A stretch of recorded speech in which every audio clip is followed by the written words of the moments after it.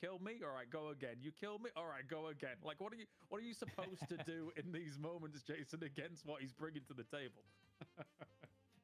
Probably GG go next is my guess. Especially if they have Reju, right? That's 3 times you have to kill Listic. And I don't see a world you're killing him 3 times without losing anyone else in your team to the rest of the squad that LoKW has. Especially if an Affliction goes off, I feel like a Victor buys so much time for that Affliction to be even more impactful, as it's a long team fights having a Victor on your squad that you just can't fight into an Affliction. Yeah, I think Dan, if we get back to the next draft and kind of see something similar from LoKW, I think they don't go something like Dynamo, right? I think it's just, as much as it's cool, you know, you can save people with quantum entanglements. We did see 1 or 2 there that were very important to be able to try and save people from things like the haze, etc. I don't think you're going to be able to gain momentum with your all. Did we see a single singularity really do too much there? Yeah, I think you're right. Dynamo, Vindicta, and Mirage for me are probably on the chopping block for the next draft. All right, gentlemen, it is time for a break here as LoKW is 1 up at the moment against the Abrahams. We'll go to that when we return. Game number 2 here of this best of 3.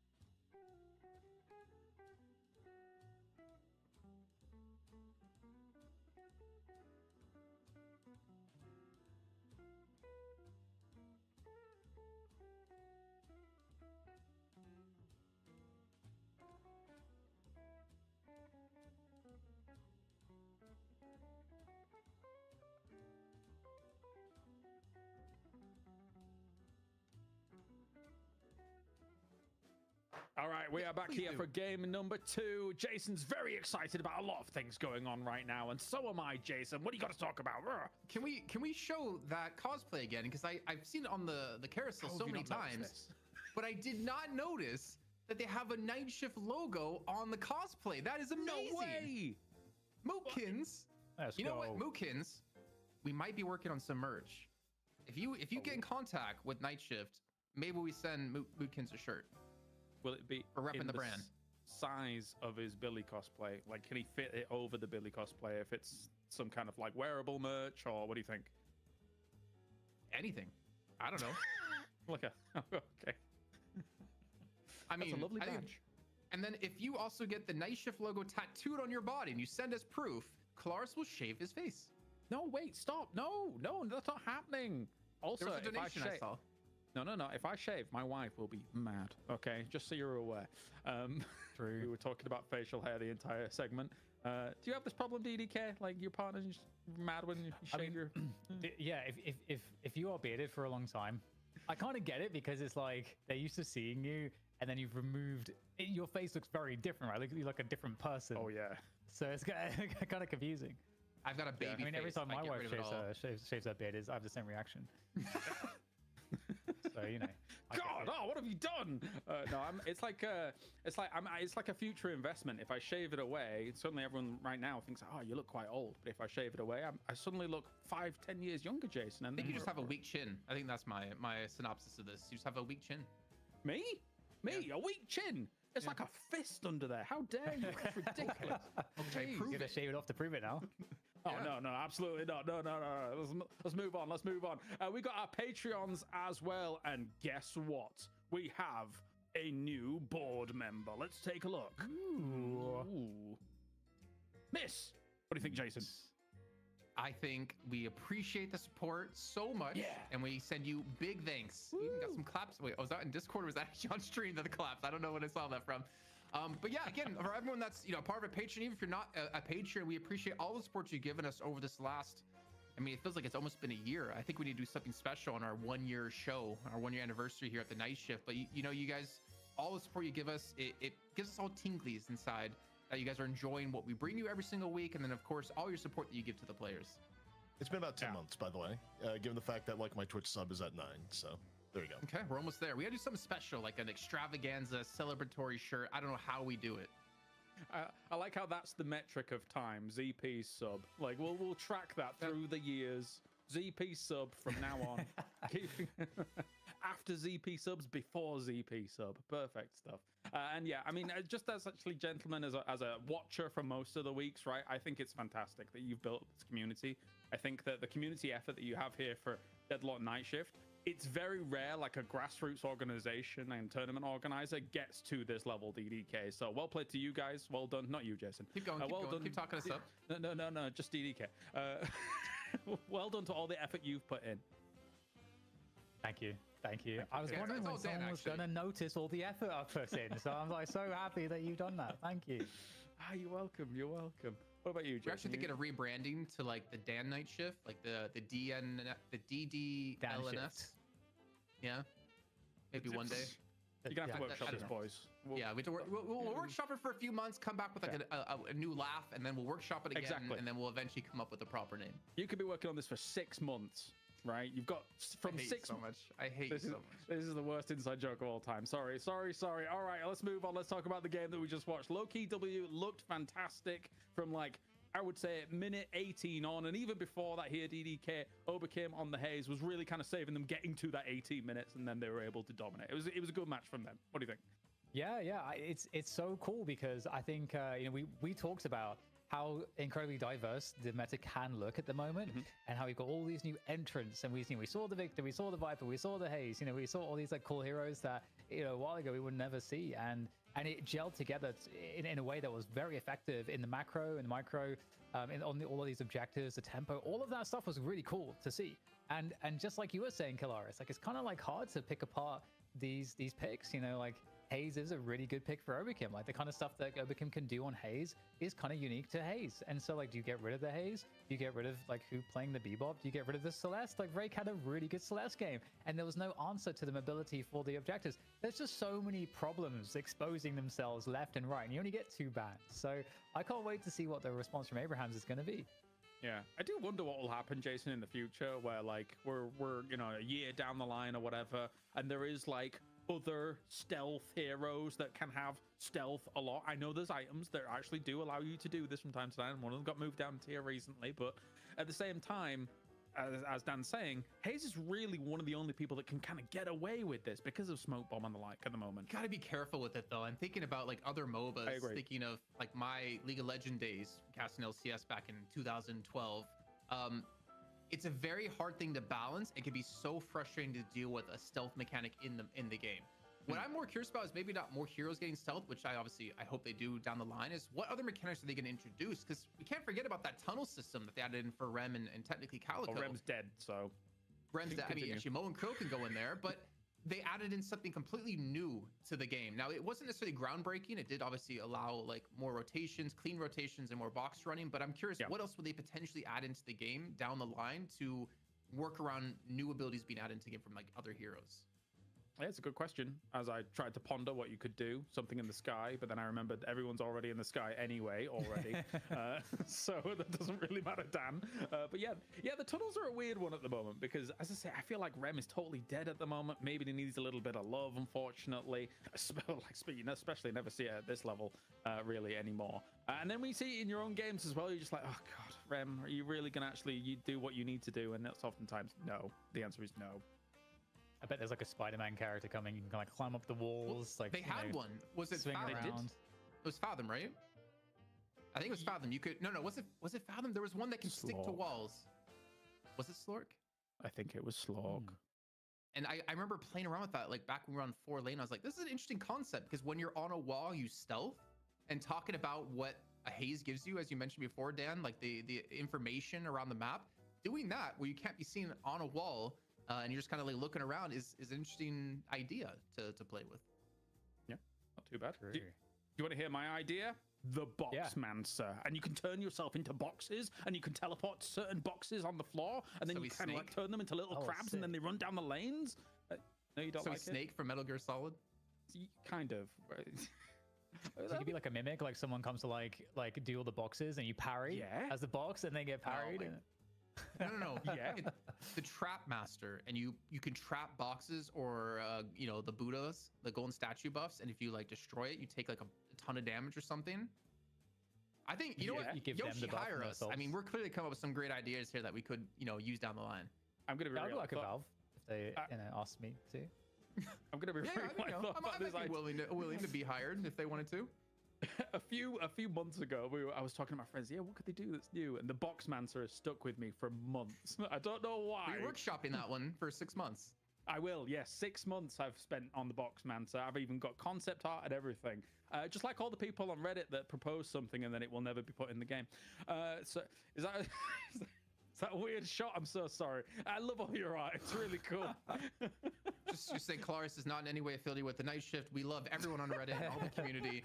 He does not. His words do not represent the words of this company. It's so funny on the Reddit because like somebody will be like, "Here's the Invisible Man concept" or whatever, and the comments will be like, "Well, now that you've proposed that, they will never do that." So GG. So it's a tough place. It's a tough old place. Well, you know what's a tough place as well? What's tough is the fact that. Yeah, there you go. Is that we're going to be at DreamHack. Dan, myself, ZP, Jake, we're going to be at the Intel booth over in Atlanta on Saturday and Sunday.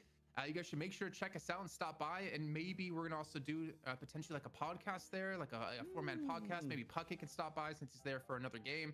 But it's going to be cool, getting to see you guys in person, not Kalaris, because I've seen too much of him in my career, to be honest. And actually just get to, hang out with the community. If you remember, if you're at DreamHack Atlanta, stop at the Intel booth, come say hi, get a hug from Dan. Not a hug for me. I'm a little too tall. Okay. All right. He's not saying anything, so I'm assuming it's a promise from Dan. Yeah, there you go. He will hug anyone that wants it. He's a lover, not a fighter. Whereas Jason, he's a fighter. Don't go near him. All right, more of it's a time.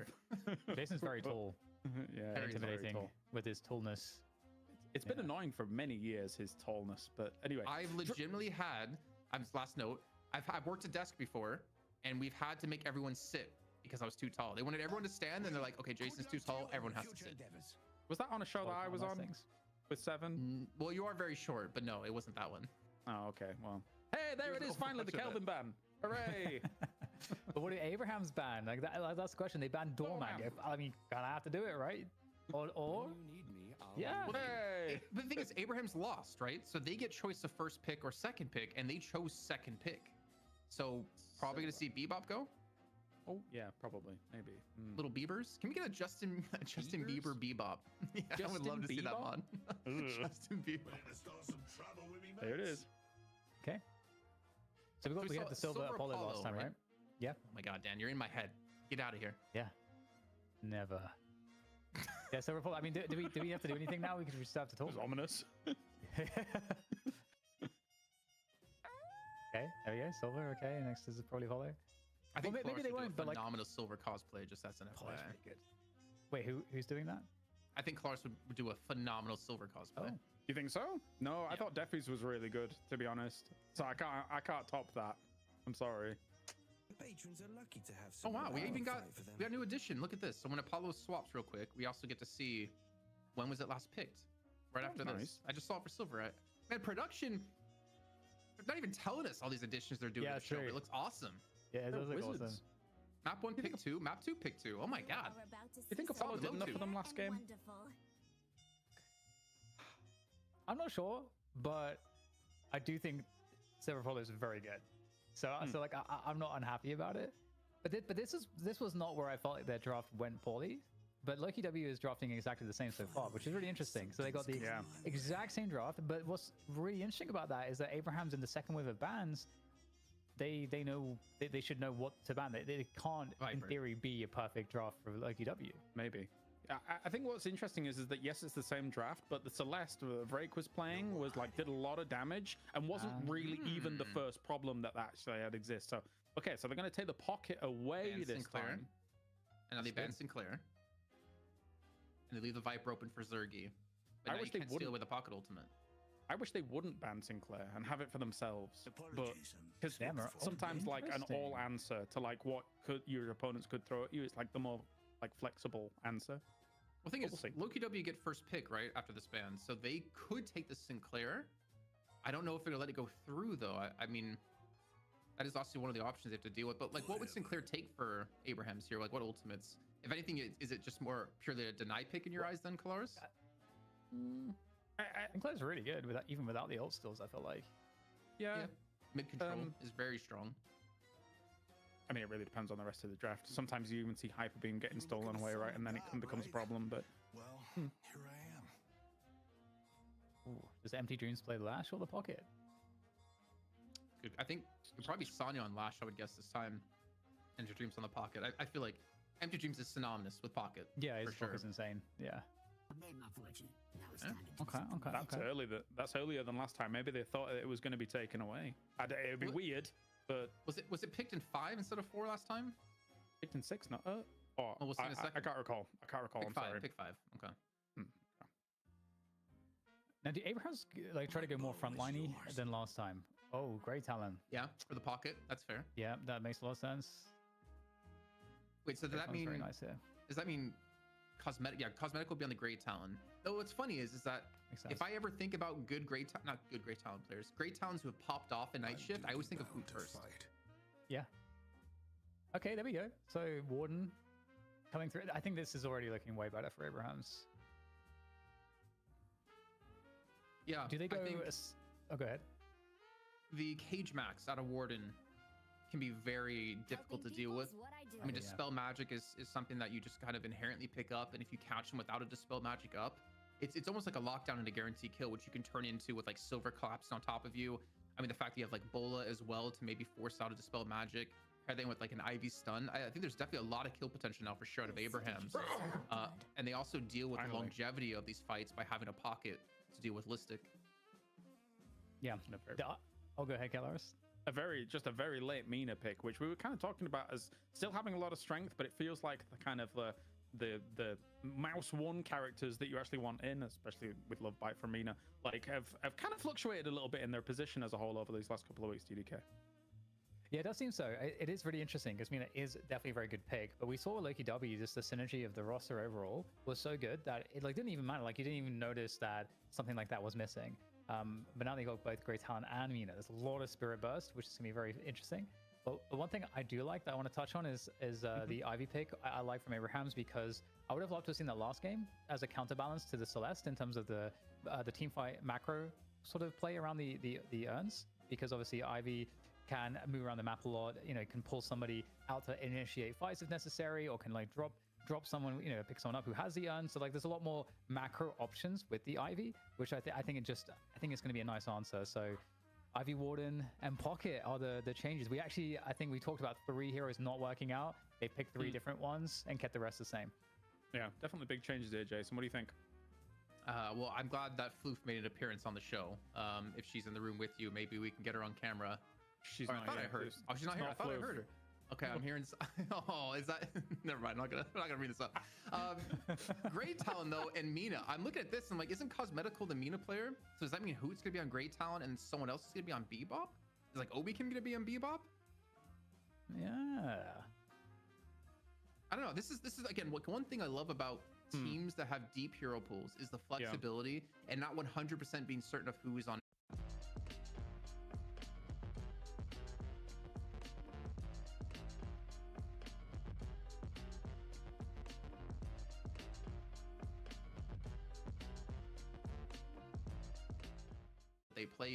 They play in, unless the meta is like kind of changed or they're pulling something cheeky out. But this is one thing I love just about how deep the pool is. Like I really couldn't tell you who's on who besides maybe Vraic on Celeste and Listic on Victor and Zergy on Viper.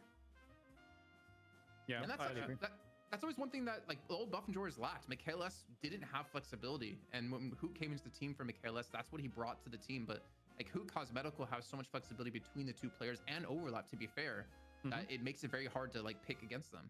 Yeah, I agree. When I was looking kind of through my notes as well, I'm also having a bit of a hard time kind of pegging those 3 heroes at least here. Dan, do you have any thoughts regarding it? Or the 3 new picks?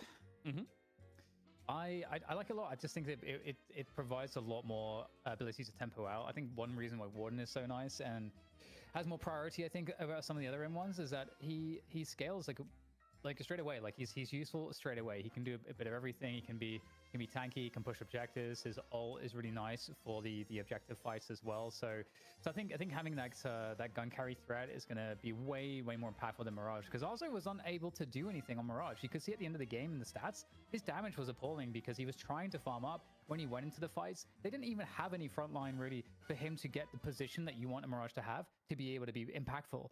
So he just couldn't find the value there. So I think the Warden switch up is really nice for Arzo. It's a big change. Let's see if it can actually work out here. Abraham's currently 1 game down. They've picked up the Pocket. They've picked up the Ivy. Will it make a difference? Jason, I still think that there's a lot of ways to get some interrupts out here. Maybe even some cheeky owls for some interrupts on things like Lash. We'll see. What do you think, mate? I do like some cheeky owls. That is definitely one thing. Superb. Listic hitting us with a 6-7, of course. Yeah, I think it's gonna be. I think we saw Cosmetical is gonna be on the Great Talon, and Obi-Kim actually gonna be on the Mina and Hoot on the Bebop once again. So interesting to see eventually how that played out. I wanted to say though, before we full hop into this game, that we haven't really talked too much about it, but I really want to give a big shout out to Intel and Newegg once again, because when Night Shift started, Intel was there from the get-go, right? They were our first sponsor, and they carried along with us for, I think it was like 10 episodes or like 10 different shows. It was like a 10-week contract. And back once again with Newegg, who has like so many amazing products. I think I bought my first computer monitor on Newegg back in like, I don't know, how old was I? Like 2006, 2007. I'm really kind of showing my age there. So happy to see Intel back once again, bringing along Newegg for us. Yeah, Newegg is a company that so I was always in Europe, and Newegg is an American company, or servicing the American audience, and I always saw people like linking to Newegg as like the best place to get stuff. Like back in the old days, you know, we would have our own places to get stuff from in Europe. But I'd always look for hardware on Newegg first to just see the prices that I couldn't get for the, like for stuff. And now you live in the US, and now we know the real reason you moved there to get great deals from Newegg. Exactly. But yeah, it's cool. It's always cool to see brands like that have been in gaming forever. They're continuing to support gaming, and that's one of the reasons why it's like always been really nice with Intel, because if you've been around since the beginning is like the year 2000 or even earlier as far as competitive gaming goes, I feel like the ecosystem didn't really develop like a proper infrastructure that had stability until Twitch came along in like 2012-ish. But before then, it was completely carried by sponsors. And Intel was the sponsor that put the most money into prize pools and into sponsoring professional teams so players could actually do it somewhat professionally. And they did that for like a decade, but without like really anything other than just that. There was like no ecosystem except that. So it's just like really amazing that they did that. So I'll always be grateful for their presence. I think the second event I ever did was the Intel Extreme Masters in Hanover. And the IEM was like fully like funded by Intel, and it was so great to see like the investment and the drive to keep pushing esports forward. So yeah, I think Intel deserves a lot of shout outs, lots of love for what they've been able to do for esports as a whole, not only here on the night shift. But damn, we're into the game here, and Sonya will in fact be on the Apollo this time, and Saint's going to be on the Lash. And I think that's one thing we've been seeing Abrahams do over the last weeks is kind of put Saint on some different heroes, thinking back to him being on Abrams. Now he's going to be on a Lash. I'm enjoying seeing Abrahams give him the flexibility to play some other things. I think he's definitely one of the best players on the team. Yeah, and it can definitely feel hidden with some of the roles that he might be on sometimes, being more supportive. But yeah, it's kind of crazy because you don't often see someone that supports flexing into something that's like extremely high skill ceiling as Mina. But like movement and just timings and also the aiming element to it as well. Like there's just so much about Mina that is for super highly mechanically gifted players. So pretty cool. I totally agree. Yeah. I wonder if we're ever going to start to see the consistent bans on Viper for Zuri. I know Colors mentioned before he was banned out twice against him in the R1 tourney over the weekend. But he's I don't know. I'm actually, the thing is, like, I'm just happy to see Zergi's found other heroes that he has crazy impact on, like he used to with like Wraith and with Seven, because Wraith really wasn't it for him when he rejoined LowKeyW back in the competitive play. And Vrake, once again, going for a gank, and they get themselves a kill yet again here on this right-hand side, trying to keep Empty Dreams under control. I think that's a very smart play. Keep him down on levels. Don't let him max out that affliction early on so you can have more control in these fights. I do wonder, though, if Listic will be able to be more of that wall breaker if LowKeyW need it, though. With the comp they have, maybe not so much, since he is, again, pretty much the only front line with him and Hoot. Yeah, and I think Abraham's comp is going to do wonders for them. Just like they have a mixture of everything. You know, they have team fight options, they've got tempo options, they've got the ability to play objectives effectively, and they've got, you know, good macro as well. They have the lineup is overall more balanced, and I think it's going to be a lot easier for Ozzy to have impact, like I mentioned. Empty Dreams on the pocket, that is a problem in of itself. So we'll get to see how that plays out in this game. You know, we're about to hit that first bridge buff moment. And so both side lanes really looking for that lane priority to ensure that they can be the ones that can get to it. And so far, Abraham's on this right side of lanes have the priority, just because obviously the jump pad is closer to them too. But you can see that LowKeyW really pushing it pretty far. And actually, in fact, they're going to get control of the jump pad there. Yeah, going to see a big skirmish on this buff on the right-hand side. Hoot coming on in to get the uppercut to knock them away. Spawned on in, and Hoot has been able to secure the right-hand one, and also getting Gumba for Cosmetical, and they get a kill on the Sonya Sniper. Not the start we want to see out of Abrahams here, considering last game they were able to build up an 8k lead before the first 12 minutes of game has passed. And LowKeyW with double buffs and 2 kills already in this game. This is the start that they want, and this is a start that's going to get them ever closer to that money. They got both bridge buffs last time too. You know, it seems like Abraham, or rather LowKeyW, just on top of the bridge buff game. And so much damage from the Viper. You got to be very careful about that. Good hooks from Hoots.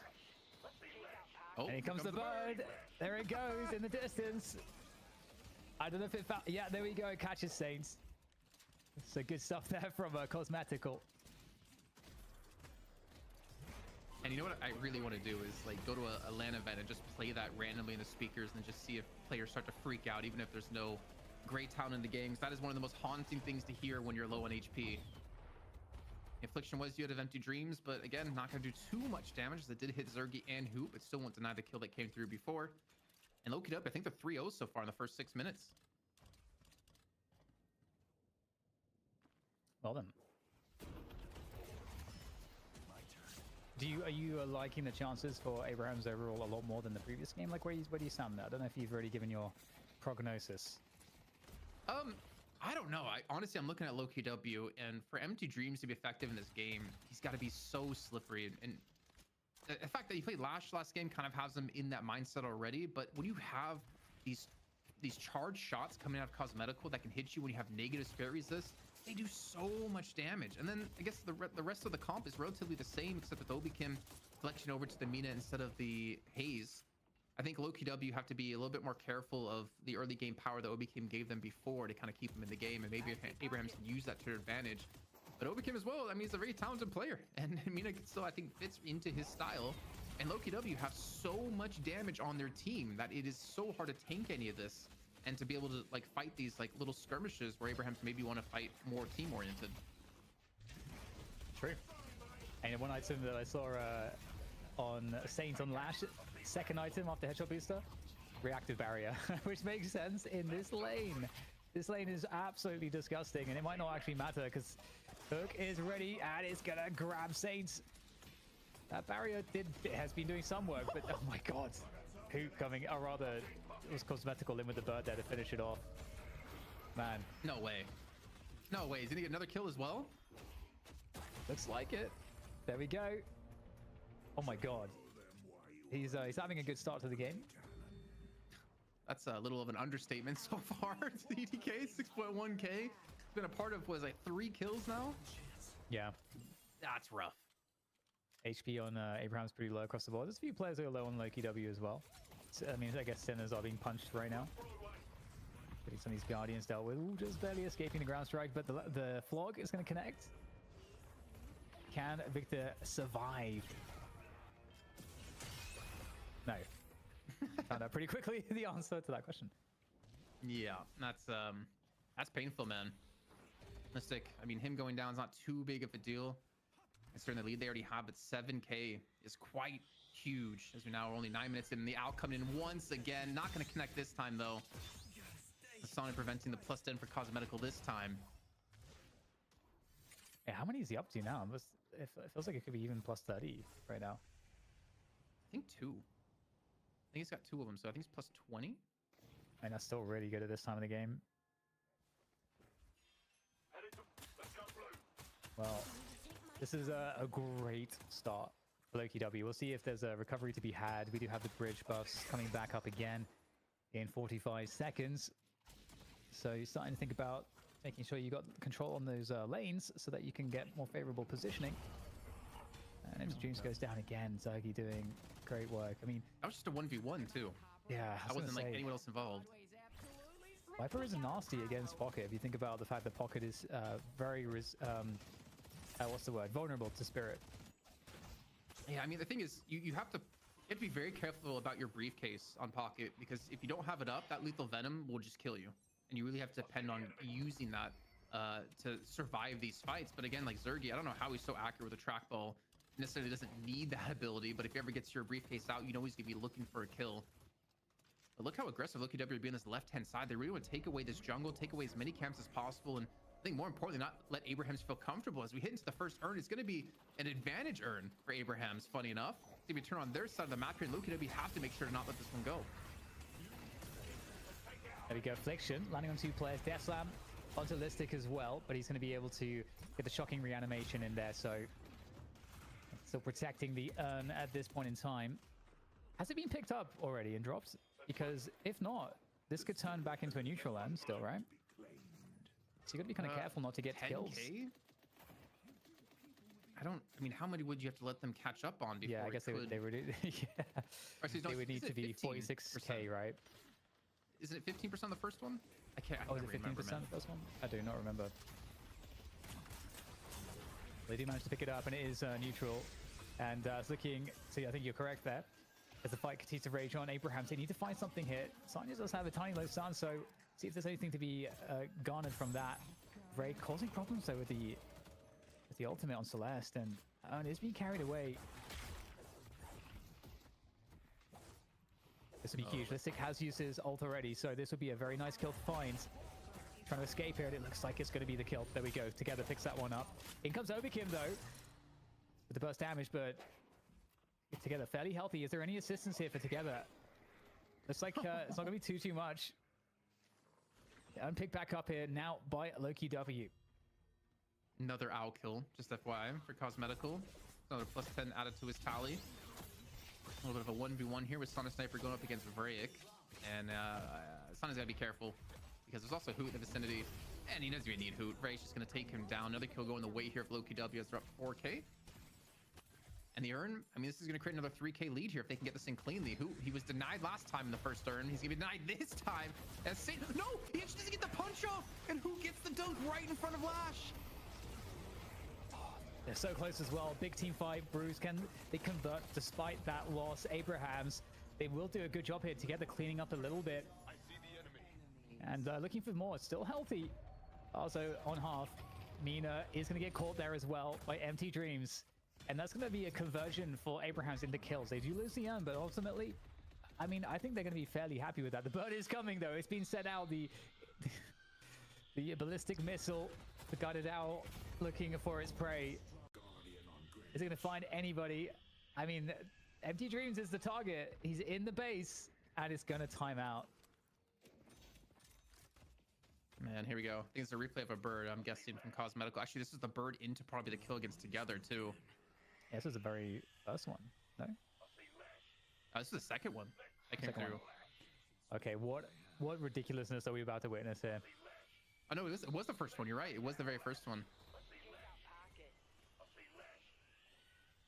Oh, no. No! Oh, no.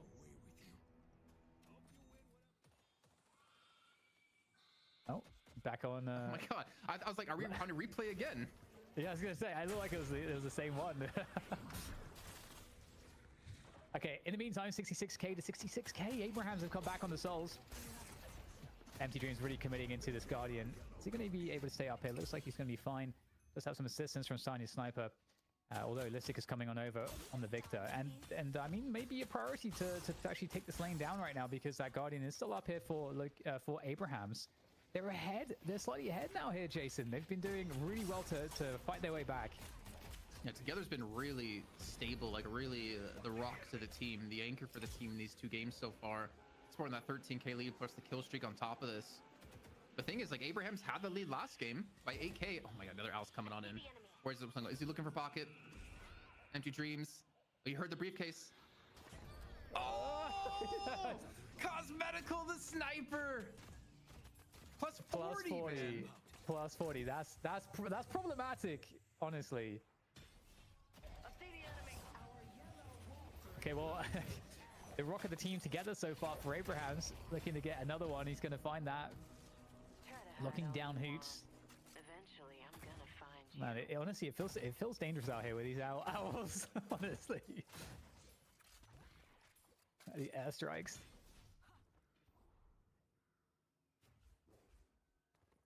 My God, I mean that's scary. The amount of spirit power Cosmetical has now. These owls are just going to be disgusting.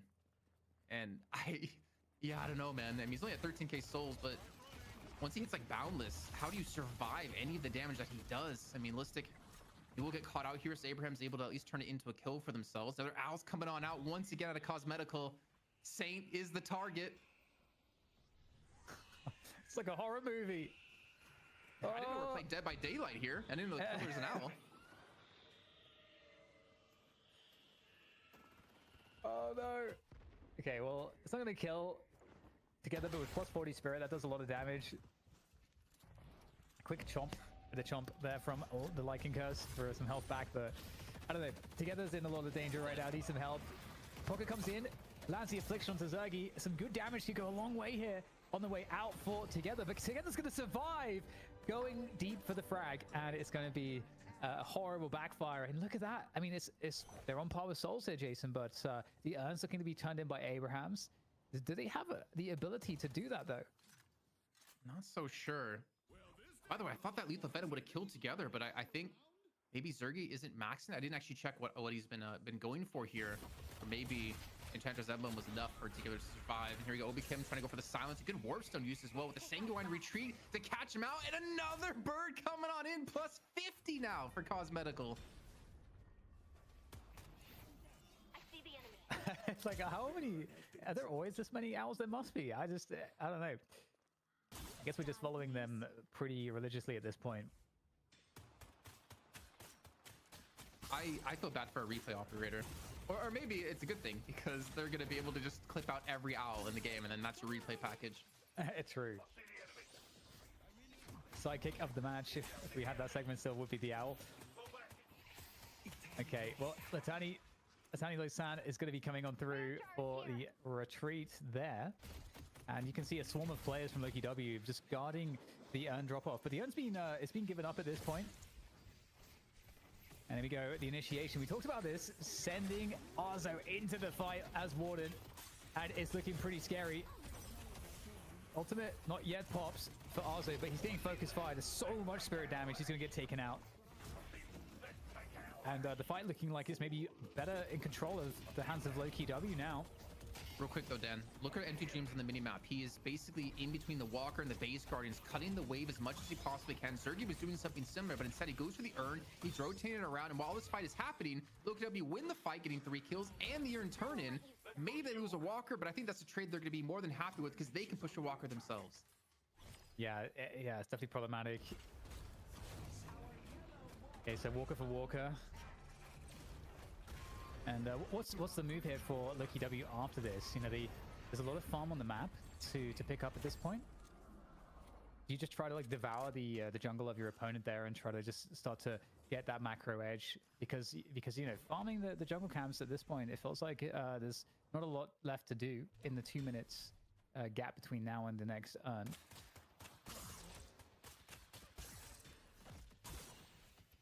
Yeah, and it's, I mean, a 10k lead.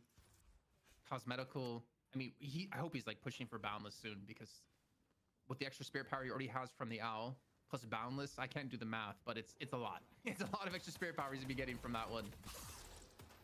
Just craziness. And for Abraham's side, I mean, the thing is, like, I don't think they're necessarily out just yet, but when we get to the next Urn fight in about a minute of time, I think that's where the game could be almost completely over for them if they have a bad engagement or if they lose too many players and the Urn on top of that.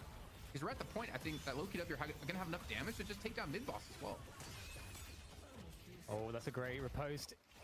Should be able to deal who. Nice isolation there. They lose Arzo in the middle of that, though. And in the meantime, also, Zergy's going to go beyond the Base Guardians. He's going to go straight for the Shrine, isn't he? That is a problem. It doesn't really have protection right now. This is kind of what the Warp Break Victor's all about, but they're doing it with the Viper instead. They're going to lose a Shrine here, and that's so problematic. Zergy, you good, bro? Oh my god, he's gonna kill that Shrine, like you said. I mean, maybe Infuse can stop him. The Affliction's come out. Zergy's gonna commit to it. If Zergy gets this Shrine, that's gonna be an enormous advantage, and he's so close. Oh my god! One more slap, just any bit of damage would have taken it out. And again, you get so many benefits from getting that Shrine down. That would have been catastrophic. That's gotta hurt. Hopefully for them, that's not something that bites them in the butt too, because Zergy's down for 40 seconds, now 30 left. Abraham's have the ability to make a big play now with that Shrine still on just a sliver of HP. And I think they're gonna make that play. It's gonna be mid-boss here. That actually could completely turn around and hurt Loki W's chance to win this game. If Abrahams can secure this, but Cosmetical's alive, he's got the Owl, and he's off to the side looking for damage. Yeah, it's going to be a really big and important fight here. Now, the Affliction is not obviously ready for this one for Abrahams. That was used to take down Zergy, but Dive and Drop comes in on top of the Rejuve Crystals here. The Death Slam in from Saint throws everybody away. That allows the capture of 2 Rejuve Crystals there. 1 left now for Abrahams as they look to try to win this fight. Get a team wipe, that would be really important. But everybody's healthy here for Loki W, all except Obichem. So right now, this is very dangerous for Abrahams.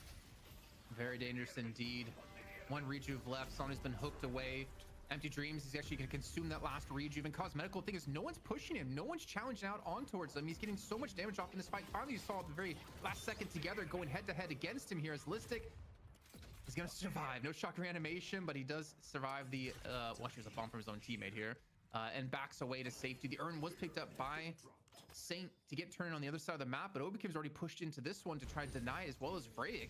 They're just trying to take everything, and I give credit to Abrahams. You had to make a play happen here, but you need to get out of this one clean. Yeah, that is going to make its way to the deposit spot, and Loki W are going to be racing across. But the problem is right now, the macro advantage, having taken down that left side shrine, those troopers on the left side of the map for Loki W will be extremely powerful. They're going to be constantly crashing into the base. So that's going to apply macro pressure. But here comes the play for position onto the urn deposit. And it's an initial pick from Zergy. He's been doing so much work for the team. And they've completely warded away Abrahams from this position. And the Walker is all but theirs. You hear the owl once again screech its way on. The way you see an idea in your mind. The way you describe it to a friend. This is how website creation should be. Expression as natural as thinking. A perfect balance. And Loki W extending that lead even further. Up to 132k to the 120k. Only about 12, 13k in soul difference. But I did want to take a look at this fight just from this point of view, because Sonya, he eats the owl to stop it from stunning anyone else on the rejuve here, allowing them to get the complete cap of 3. And I just wanted to point that out because I think that individual play allows them to secure these rejuves, though inevitably not the fight.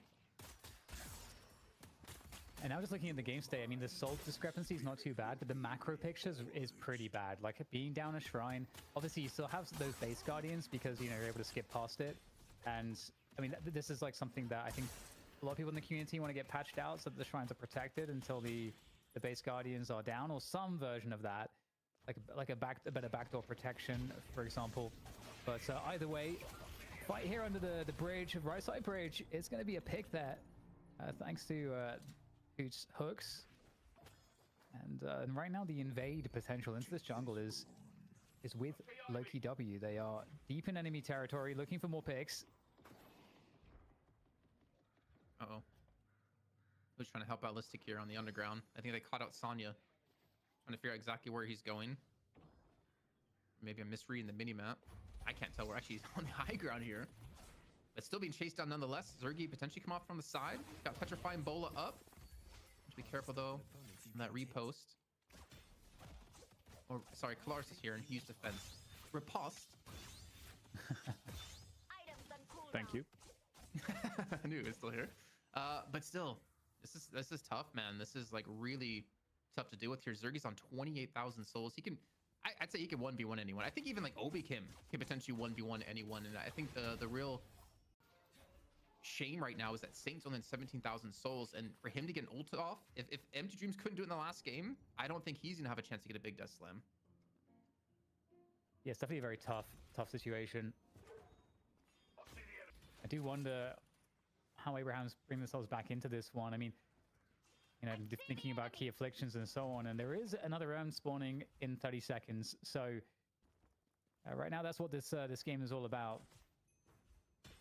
With such a deficit now, like we're getting to that spot where it's starting to become like too much. Abrahams need an equalizer. There's that affliction. It's going to get 2 players. Is that going to be enough there? Cosmetical gets caught there, focused down by Apollo, and there come all of the lunges that will be a success in getting that pick. Who also still afflicted, has to be backing away. So this allows forward positioning for Abrahams. Thing is, like, even with that initial kill and a big catch on Cosmetical, they still have Zergy to deal with. They have Obikim, who teleported behind them as well. Trading 1-for-1 isn't really, I mean, with the comeback mechanics, it's not that bad for Abraham. The problem is you can't fight the other 5 players that are still super fed at this point. And with the urn spawning in, you're giving a lot of control around the map, and this is going to hurt here. Lethal Venom coming on through. Together's trying to create distance, get away from the chase down out of Zergy. And actually Vrayek as well. Death had gone off. I'm not sure how many caught on to. I think it was just Listic. But Listic's going to be fine taking up this Walker, and he has the backup of his team. Yeah, 3 players down in quick succession. Abrahams have basically been completely wiped, looking to defend the Walker. And I feel bad for Taz, last man standing. And that's going to be a wrap for that Walker. And now the urn, it can be carried across safely, deposited as well. And mid-boss not too far away. Lots of farm on the map, a shrine to be had, base guardians. There's so much value now for Abrahams to get so far ahead. Yeah. Ooh, okay, nice use of silence actually to keep Sonya out. Maybe get the kill on Tourism as the urn has been secured by Hoot. Base guardian still being finished off by Listic, and so is the shrine. 41,000 lead now in, I feel like, the matter of like 2 minutes. It just completely swung in favor of Loki-W. And with mid-boss spawning in just under a minute of time, spend these souls, man. Obekim's on 9K. Yeah. I feel like Celeste has been really good in this game. Like Rakes, like just impacts like from the early game to the late game on Celeste, just all throughout. It's been really strong. Ooh, that's a nice catch. That is, oh god, that's so, I feel so bad right now for Together. Okay. I mean, 3-minute affliction's good, but you need follow-up on top of that. Yeah. And they don't really seem to care too much because they can just completely chase him down. The damage isn't there because guess what? Arzo's farming the right-hand side. I don't think they were necessarily looking for an engagement for Abrahams. I mean, it's still 2-1, but I think they're going to lose Sonya. Yeah, it would have been so perfect if, you know, Affliction leads into a fight that they win into the mid-boss because it was just spawning. It's now up. But like you say, no follow-up. They're just a bit too spread out. No one's ready. Right now, just desperation plays, and mid-boss is waiting. Man, like Dan, if you think, oh no, someone's trapped. If you think about this, this has been, in the matter of what, like 4 days? It's been 5 straight wins in events for Loki-W against Abrahams. They went 3-0 in the R1 tournament. They're going 2-0 at the moment right now. We're seeing mid-boss contest with the last stand. But I don't, Arzo didn't get in time. I'm not sure necessarily what happened there, but with all 3 Uges going for Loki-W's side, I just don't see a world Abraham survives this one. And Loki-W have just, I don't know, they tapped into the meta, they figured something out, and it's all pretty much been about damage. Like, there's no proper support anymore. They have high burst damage, low HP players on their team. They're running like 1 quasi tank and like 1 pick with the Bebop, and they can just put out so much damage that you can't really team fight anymore. Yeah, nice little cheeks there from the bird, but yeah, no, I totally agree. I totally agree with you. I think it's a really nice composition. They can go really fast. They can do so much damage output. I mean, between Drake and Cosmetical in the early game, it was really difficult to basically have the superiority when it comes to the ganking, like the early lane ganking. And that was another area that I don't think we talked too much about, but they had superiority there with this comp also. And yeah, high mobility, high damage heroes seem to be what the meta's kind of going around. Except maybe with Dortmund, which I guess Dortmund still kind of counts. Stage 1 patron gone in just a few seconds, and stage 2 gonna follow momentarily while they're trying to delay it as much as possible. Deathslam coming on through, but again, realistically, you're not gonna pull off kills from this one. And Loki-W gonna once again win here in the night shift, proving to be relatively unstoppable when it comes to this meta. Yeah, seems like it's going to be the case. Loki-W looking incredible. Strength to strength. They've got to be the team to study at this point as they take the dub here in the night shift once again. And also watch once again Loki-W, man. I think, again, guys, you hit it right on the money. And I really do believe with the way they're drafting at the moment, there's just too many threats. And if you shut down one, suddenly, again, like I said with Celeste doing a lot of damage in the previous game, Jason, but now really at the forefront of this game. Okay, yeah, you didn't manage to get through all the threats in the previous game to get to the Celeste. Now the Celeste has come forwards and been able to do all this. It's been really rough here for Abrams to go up against them, I think.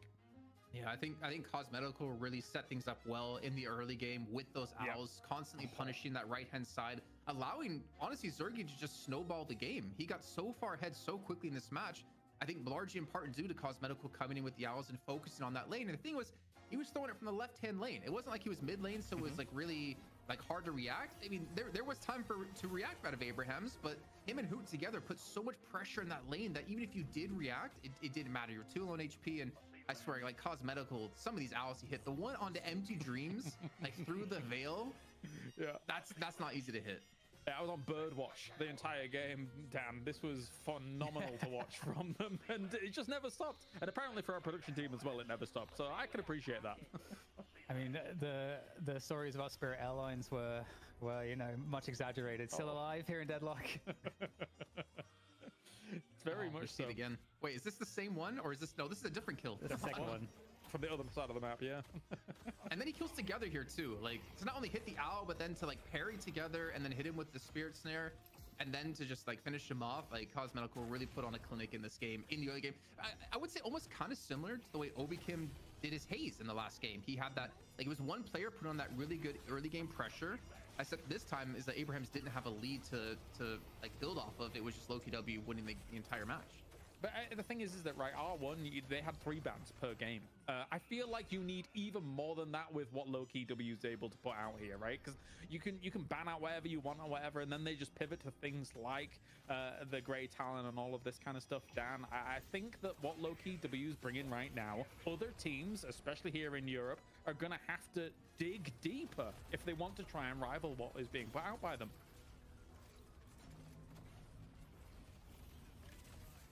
I'm assuming Dan agrees with you, and I agree with you, and I think. Thank you. Yes, that's fine. The thing is, I don't know, and this isn't any shade to Abrahams. I don't know if they have the players who could pull off a comp like this. I think, I mean, not to like throw shade on them, but I just don't necessarily see the individual players who could all pop off in these games. I mean, yeah, we see together do it when it comes to Shiv, but Shiv's gonna be a little bit different in the style of what we're seeing LokiW bring to the table. I think they're one of the few teams in EU who could play the style successfully and have it work. Yeah, I mean, in the mid game here as well, I saw Abrahams as they were coming back a little bit into it there, as LokiW kind of started off extremely strong, and Vrake once again will do the top damage. 12 kills, 1 death for him. And again, this was a Vrake. Do we have Dan back? Is Dan back? I am hello. Hi. Yeah, okay. This was a Vrake who didn't even have to play Apollo because it was constantly taken away, and was like, you know, I'll play the Celeste. And both games he just played a bit of a blinder. Yeah, the Celeste is really, really good because, I mean, for so many reasons. The mobility is one of them. It's just this core macro advantage that you can have around objective play, as well as the ganking. It's just so impactful. And Vrake played it so very well, and it's so hard to ban against this team. I think, you know, if you got rid of the Celeste, would Vrake have played something else really well? Yeah, probably. But Celeste is a nasty threat, and we got to see it really play out in that early game, in this game in particular. I think as I mentioned earlier, the combo between Vrake and Cosmetical of the early lane to mid-game impact was really, really powerful. And that kind of put Abrahams a bit too far behind, maybe further behind than they would have wanted to be. It's not like the Abrahams on the other side of things, Jason, as well, though, didn't have their moments, right? I think you caught very clearly, right? Just an attempt at a denial on an owl when it's kind of come into that kind of mid-boss fight and stuff like that. So there's moments where you're thinking to yourself, damn, they're playing really good right now. It's just not all lining up against this comp. Yeah, the thing is, like, Sonic did a great job of the owl you're talking about that Cosmetical tried to throw into mid-pit to deny the Reju being taken. It was good for a soak, but the thing is, I can't really hate on Abrahams that much going for that play either, because that was like their opportunity to kind of get back in the game. Yeah, a little bit too slow, maybe. Maybe, you know, looking back on it now, because obviously we can do that, is maybe you make the mid boss scream and then you go fight them instead. Maybe you just go rush Cosmetical down in that staircase. Maybe you, instead of trying to go for the Reju, you get the kills, then you go back to Reju, because yeah, they got I think they got all 3 of them, but they lost them extremely quickly, and then they lost the fight after that. So I don't know.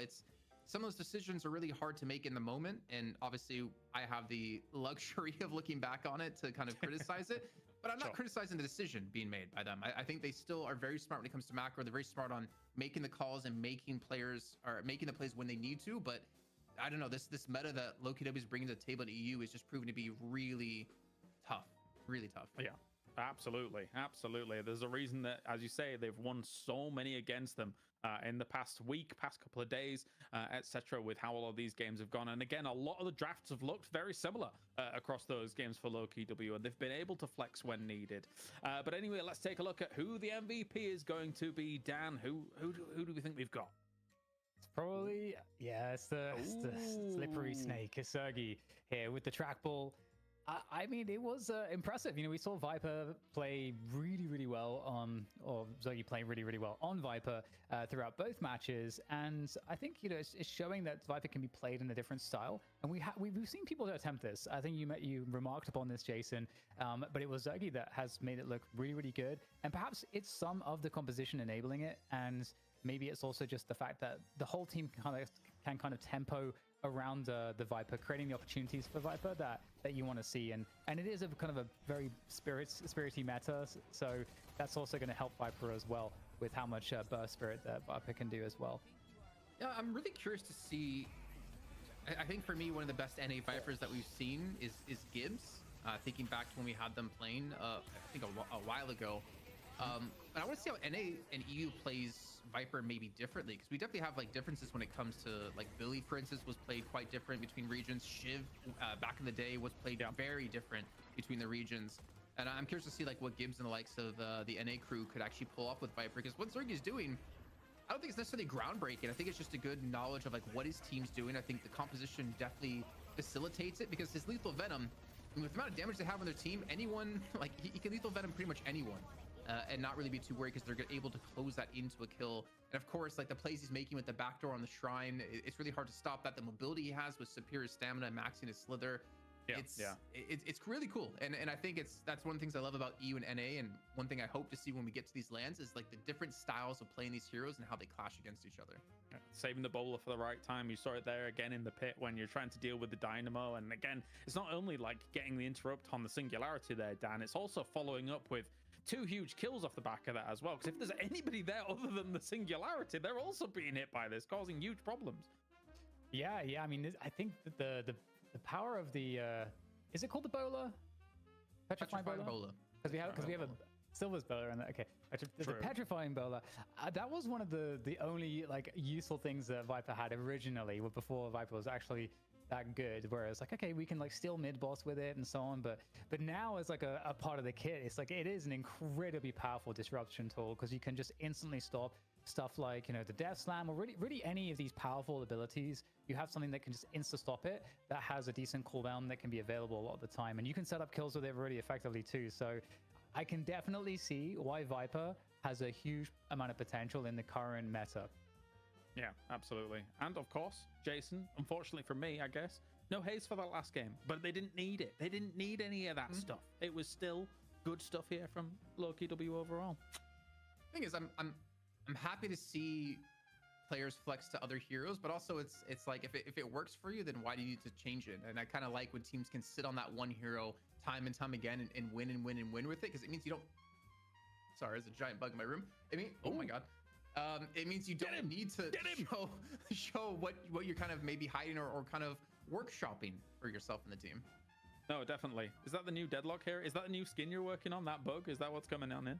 It was a very big moth, and it's behind me somewhere, and I'm scared. Mothman hero confirmed. All right. I'm excited for it. All right, gentlemen. That has been a very short EU. Any final words, Dan, before we go to the break? No, I think NA is super competitive. As like Jason already said, it's going to have a different flavor. I'm really curious now, because we've seen EU move on even further with their meta developments. Usually EU, it's said, is like a week or 2 behind. I'm wondering what they're going to look like today, so we're going to find out. It's going to be fun.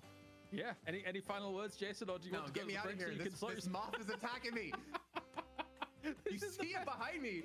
This is the best part of the show. Thank you very much for your subscriptions, guys. Thank you for all the donations that have been coming in. Obviously, those contribute to the prize pool. Keep those rolling, because we are not finishing your things anytime here soon, because we've got North America coming up after this break. And during the break, we've got Elizabeth with an interview with AVG as well. So thank you very much, guys, for having me once again. That's been me, Kalaris. That's been TDK. That's been Jason Kaplan. We'll see you in a little bit for North America for the night shift.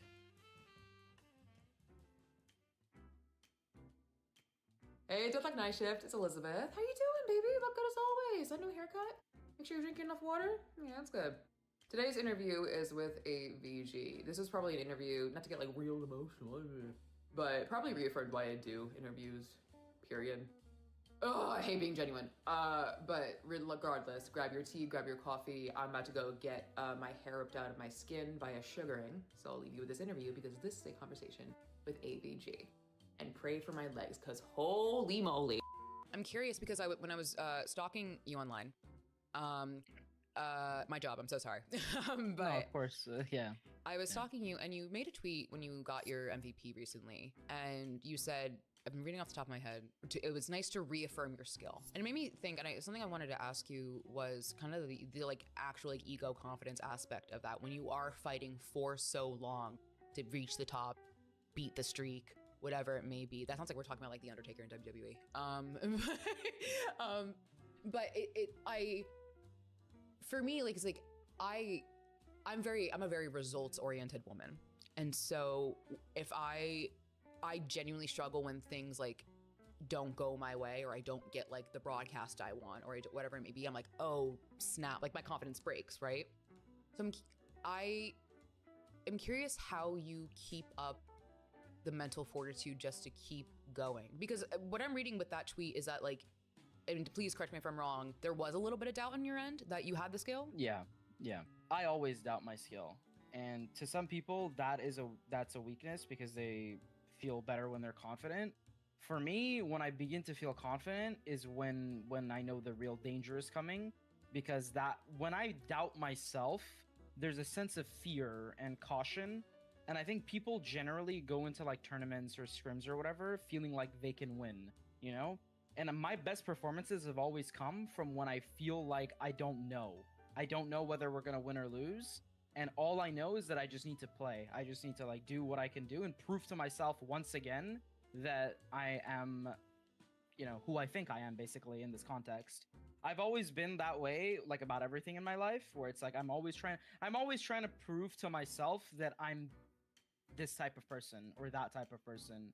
And that's why for me, I doubt myself every week. I doubt myself every day. I pull up to the scrims, I'm like, damn, am I going to be able to, you know, execute what I need to execute? And like some people think, you know, that's like a nervous thing and it's an anxious thing. But to me, that's who I am. That's my identity. And I'm happy with that. In my opinion, this game is very team dependent. There's 6 players at the end of the day. If anything, the game is more team dependent than any game. So I will say, like, you know, just throw a little like background in there. I was Radiant in Valorant, and I played for like I mean, it doesn't mean much. That's what I'm talking about! Sorry. Thank you. Yeah, I mean, I didn't, it doesn't mean much, but like, you know, I played. It means everything to me. It means everything to me, AFG. Awesome. Yeah. And then I was also Challenger in League, and I have like maybe like 5,000 hours on Rust and maybe like 8 to 10,000 on World of Warcraft. It's like super different genres. And like, yeah. I guess I've just been playing like my whole life since I was like literally, I was playing like World of Warcraft was the game that I played when I was like 7 years old. Like every day I would just like play, and my dad bought me a subscription and it was awesome. I was like, yeah, this is so sick. I was like, this is so sick. And it's crazy because I come from a Middle Eastern family. So I actually wanted to go pro when I was a kid in League when I was like decent. And my parents like totally shut me down. They're like, not even like actively shut me down, but they made it's like a subconscious made me believe that it's just not even real. Like that's not a job, you know? Like you can't even consider it as an option.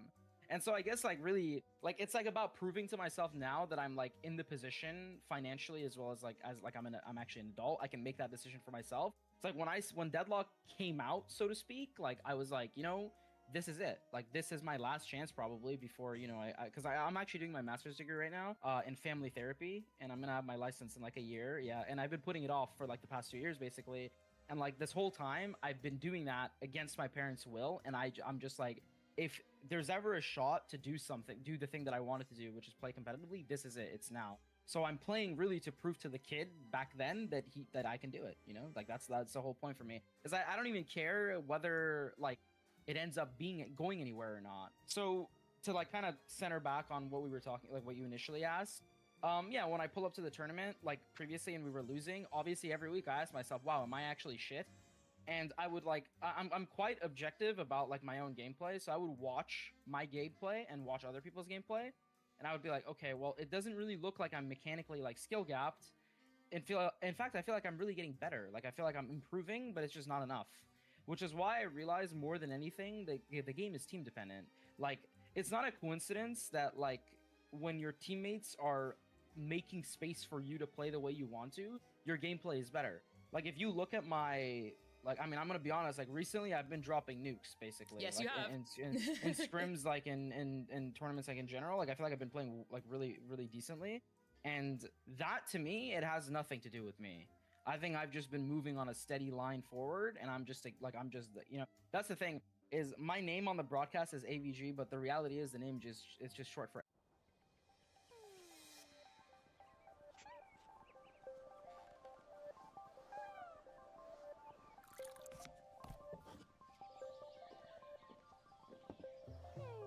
about. I'm trying everything in my power to get better and win, and my teammates are setting it up for me now. They understand what it takes to be a good team, and I think that is probably the one thing that I can really take credit for, is like I really am building like a team with these players. Like I'm happy with them, and like they're happy with me, I think, right?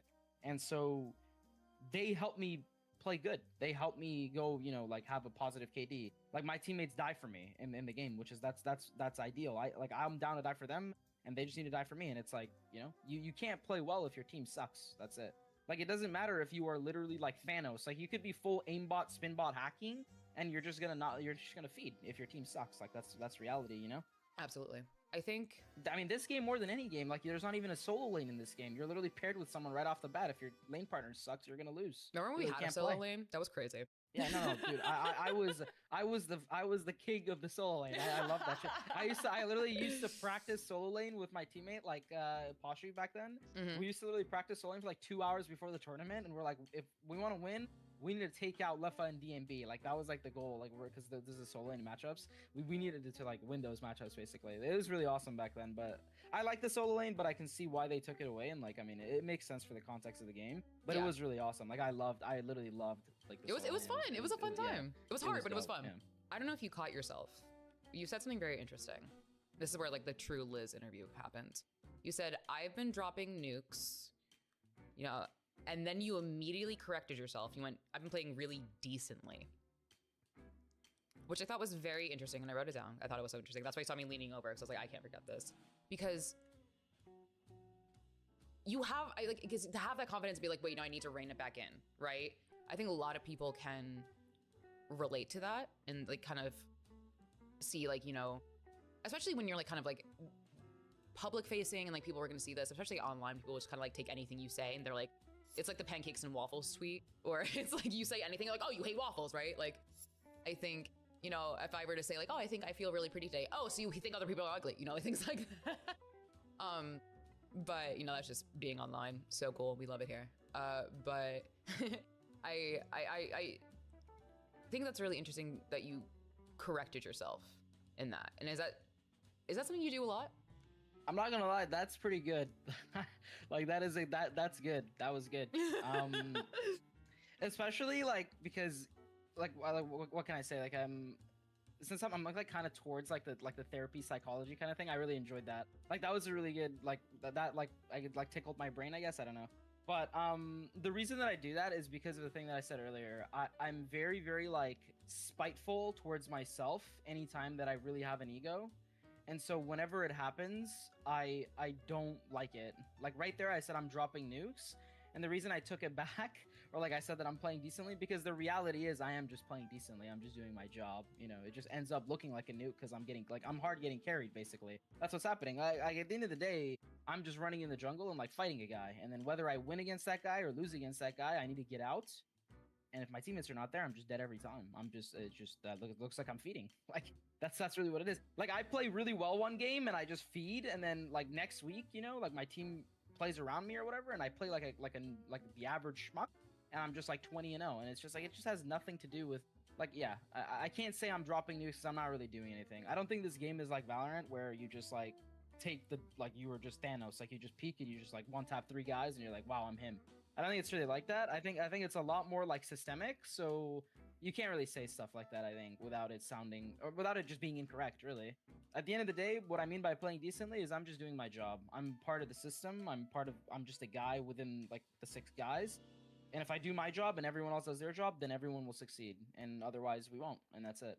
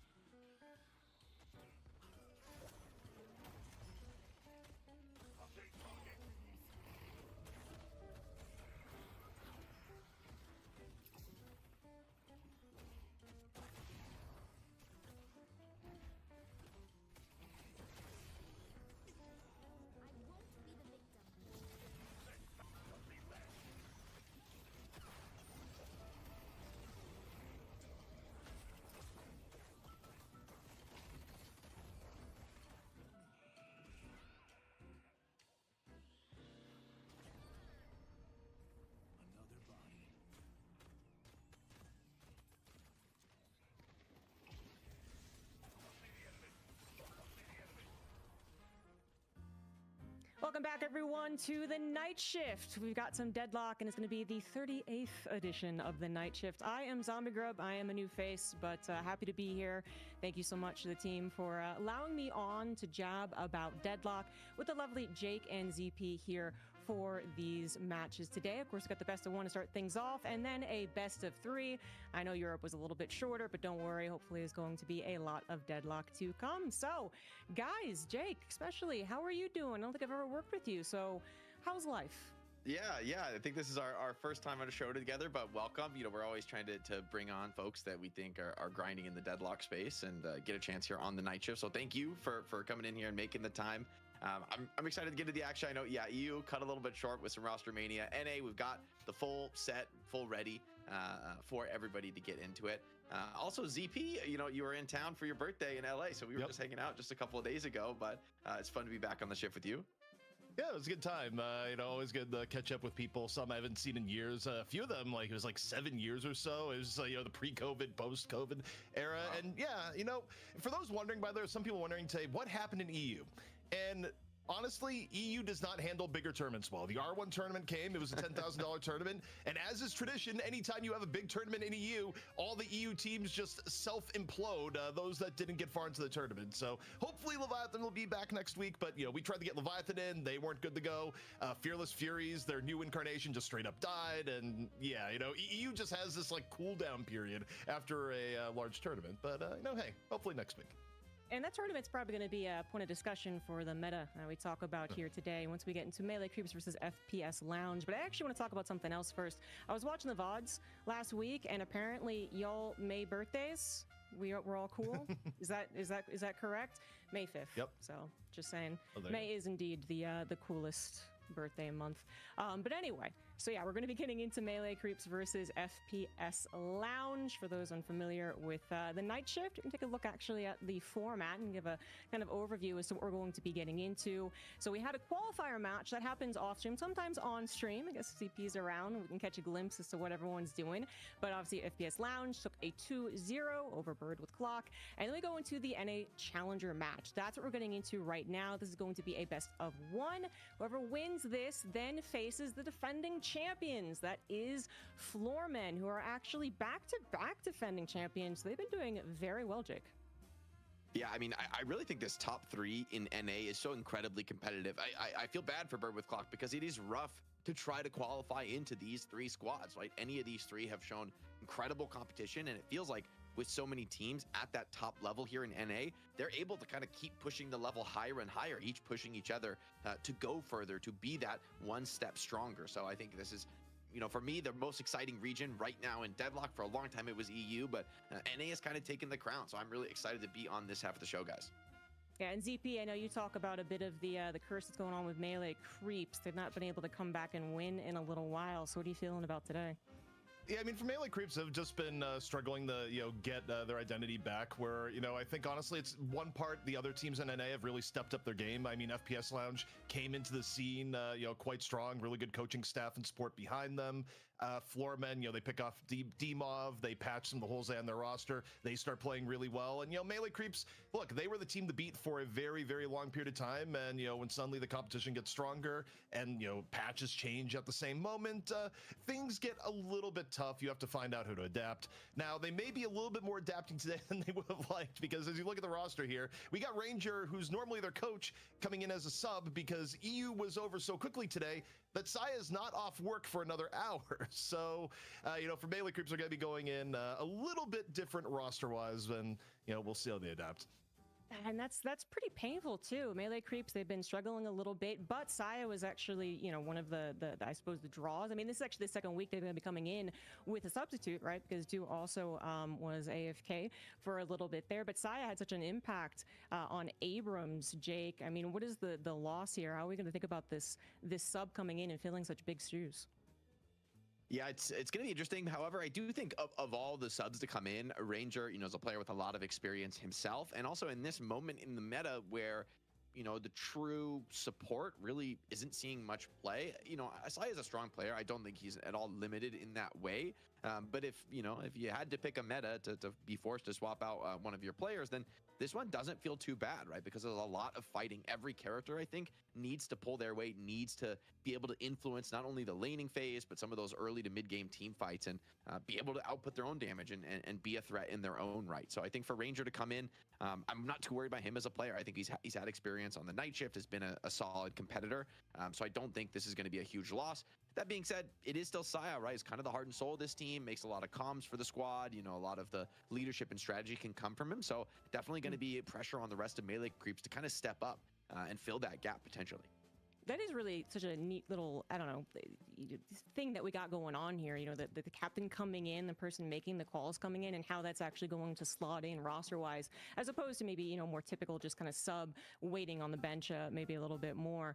We got our next team up, though, to show you guys the roster. FPS Lounge. They have been making some waves for sure, but they actually were absent last week, so we're bringing them back on, and we can see their lineup here, ZP. Yeah, and the big change of note here is that Erebus is gone. Of course, that was a pretty public breakup where they mentioned they're making the roster change. Poppers is in, and Poppers has actually been in around the scene for a very, very long time, going back to all the way into the Fight Night era. Just wasn't on team for a while, but in general, a way more versatile player than Erebus. It was a roster change made primarily because of hero pool concerns. And look, you look at the results on the Scrimbuck Express. FPS Lounge has been beating everyone. They were beating Floorman in scrims, they were beating Melee Creeps in scrims. Although the interesting part about that, when you look at the drafts and how all this went down, is that every single time they were playing Victor. FPS Lounge was getting Victor uncontested in all of these games. And there's reasons for that in the draft at the moment, but I kind of look back at this as okay, FPS Lounge is playing really good, but they also have the hero that doesn't seem to lose right now. I mean, even going to EU today, Victor was 2-0, so we'll see how it pans out, but honestly, FPS Lounge coming in with a lot of momentum today. Yeah, I think so. They've been looking really, really good, dominating qualifier match as well, so they've got some momentum on their side, but Melee Creeps, they're no slouch. Just because they have a little bit of difficulty actually getting to the championship and winning that doesn't mean that they're going to be an easy walkover. I think we're just going to get right into the draft, by the way, so we missed out on the Mo and Krill duels, which are always fun, but, not the most important thing in the world, I suppose. What is not fun is the source replay system. For anyone who's deeply familiar with it, it's, often leaves a little bit to be desired. So sometimes we unfortunately lose our 1v1 replay. Yeah, Melee Creeps versus FPS Lounge. I think you'd have to call FPS Lounge the heavy favorite right now with the last second roster swap. And on top of that, FPS Lounge, to your point, winning a lot in scrims. But Melee Creeps, despite being first pick, are still going to ban that doorman away. It is an interesting choice. They could have potentially threatened to take it for themselves with it kind of feeling like a top meta pick right now. Yeah, definitely a top meta pick. I mean, I think a lot of the discussion was going to be about Doorman, potentially Bebop, and then yes, I think we're also going to have to talk about Victor, because that seems like certainly a go-to, but maybe not first. ZP hasn't been first, but it seems like it's always slotted in there. Yeah, I mean, I personally think Victor should be rising priority, but you would expect Shiv here based on the scrim data. Instead, okay, they go Mirage. So in the scrims leading up to this, it was always second pick team would ban Doorman, and first pick team would ban either Bebop or Shiv, and then pick the one that isn't picked. FPS Lounge, I think of the two heroes you can expect here, probably Apollo, as Apollo never went beyond this set of picks. And then going forward, okay, you get the Apollo first. Shiv would make the most sense from what we know here, but I actually think for how much FPS Lounge is playing Victor, that I think you slot Victor up a little bit here. I don't think you're taking the worst penalty from getting Victor at this point, although you do wonder why not go something like Shiv Victor. I don't know. We'll see. Well, Shiv came in. Victor's gonna have to wait. I will say I do like the Mirage opener for a team that has been playing a lot of Victor, because I think this is one of the better carry matchups for Mirage, right? If he goes up against Victor, it's just easy to outplay the reanimation. You can just tornado even if you're in the center of it, right? And just block that instant hit, and just kiting Victor, around, getting full stacks on him. Victor's just not a hero that can come in and out of the fight and peel off those Jin's marks. You pretty much just go all in and full send it when you commit. And that could end up being a liability against Mirage. They also have pocket, so it's going to be a little bit scary to try to full bull rush into these players. I think Melee Creeps are choosing to maybe let the Victor through and just deal with it rather than try to attack it with Pixar ban. It seems like a dangerous strategy considering that it's Victor teams have won all of today and then had some other 100% win records in another tournament, and Victor does come through. So we're going to see if Jake's right. Maybe they've planned around this, or if Victor just ends up being too good regardless, CP.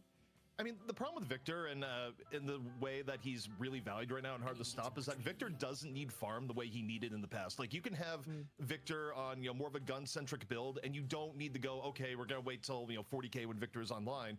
You can really have a high impact on the game in the early mid-game, especially pushing walkers, and as a result, you can play Victor and still pick other heroes that otherwise have really high demands on economy. But Melee Creep's going to come in with the Haze ban. You know, there also Viper bans. Not only is Viper becoming a little bit more in the meta, but you're up against Melee Creeps. People are just like, oh yeah, Fishcake has a pretty good Viper. It's kind of one of the aces in the hole that they have, and you take that away. But, you know, FPS Lounge, we'll see what they grab here off the break, and yeah, it is going to be Warden. I was about to say is that M1 option's a little bit more limited, especially now that like Venator has seen a big decrease in value relative to no one saw anything. He's seen a bit of a decrease in value relative to the past.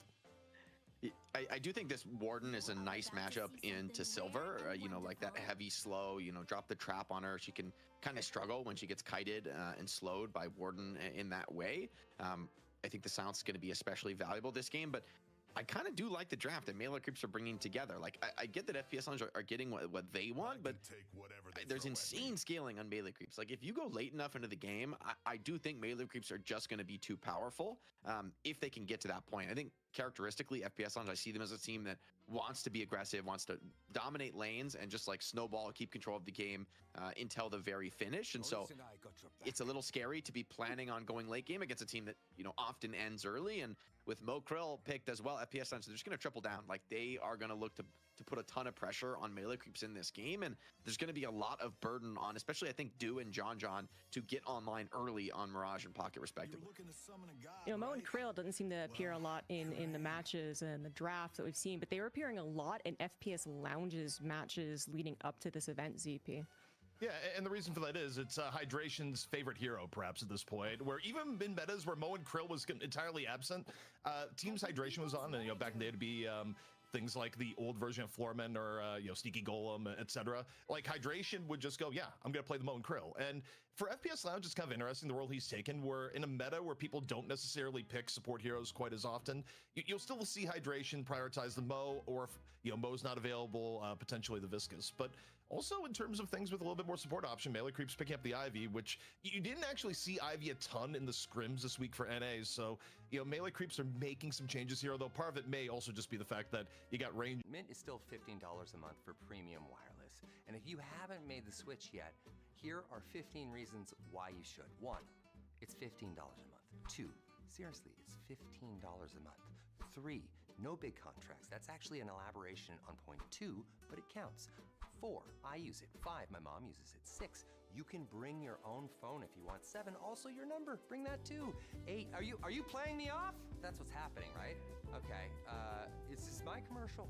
I also don't mind the Ivy this game. I mean, the Stomp can be pretty powerful to shut down Mo. You can cancel things like the Warden ulti or dodge the reanimation stun from Victor. But on top of that, just a really solid save. When people are being jumped or ganked by this FPS Lounge squad, they're probably going to be looked at doing, you know, from like minute 5 on.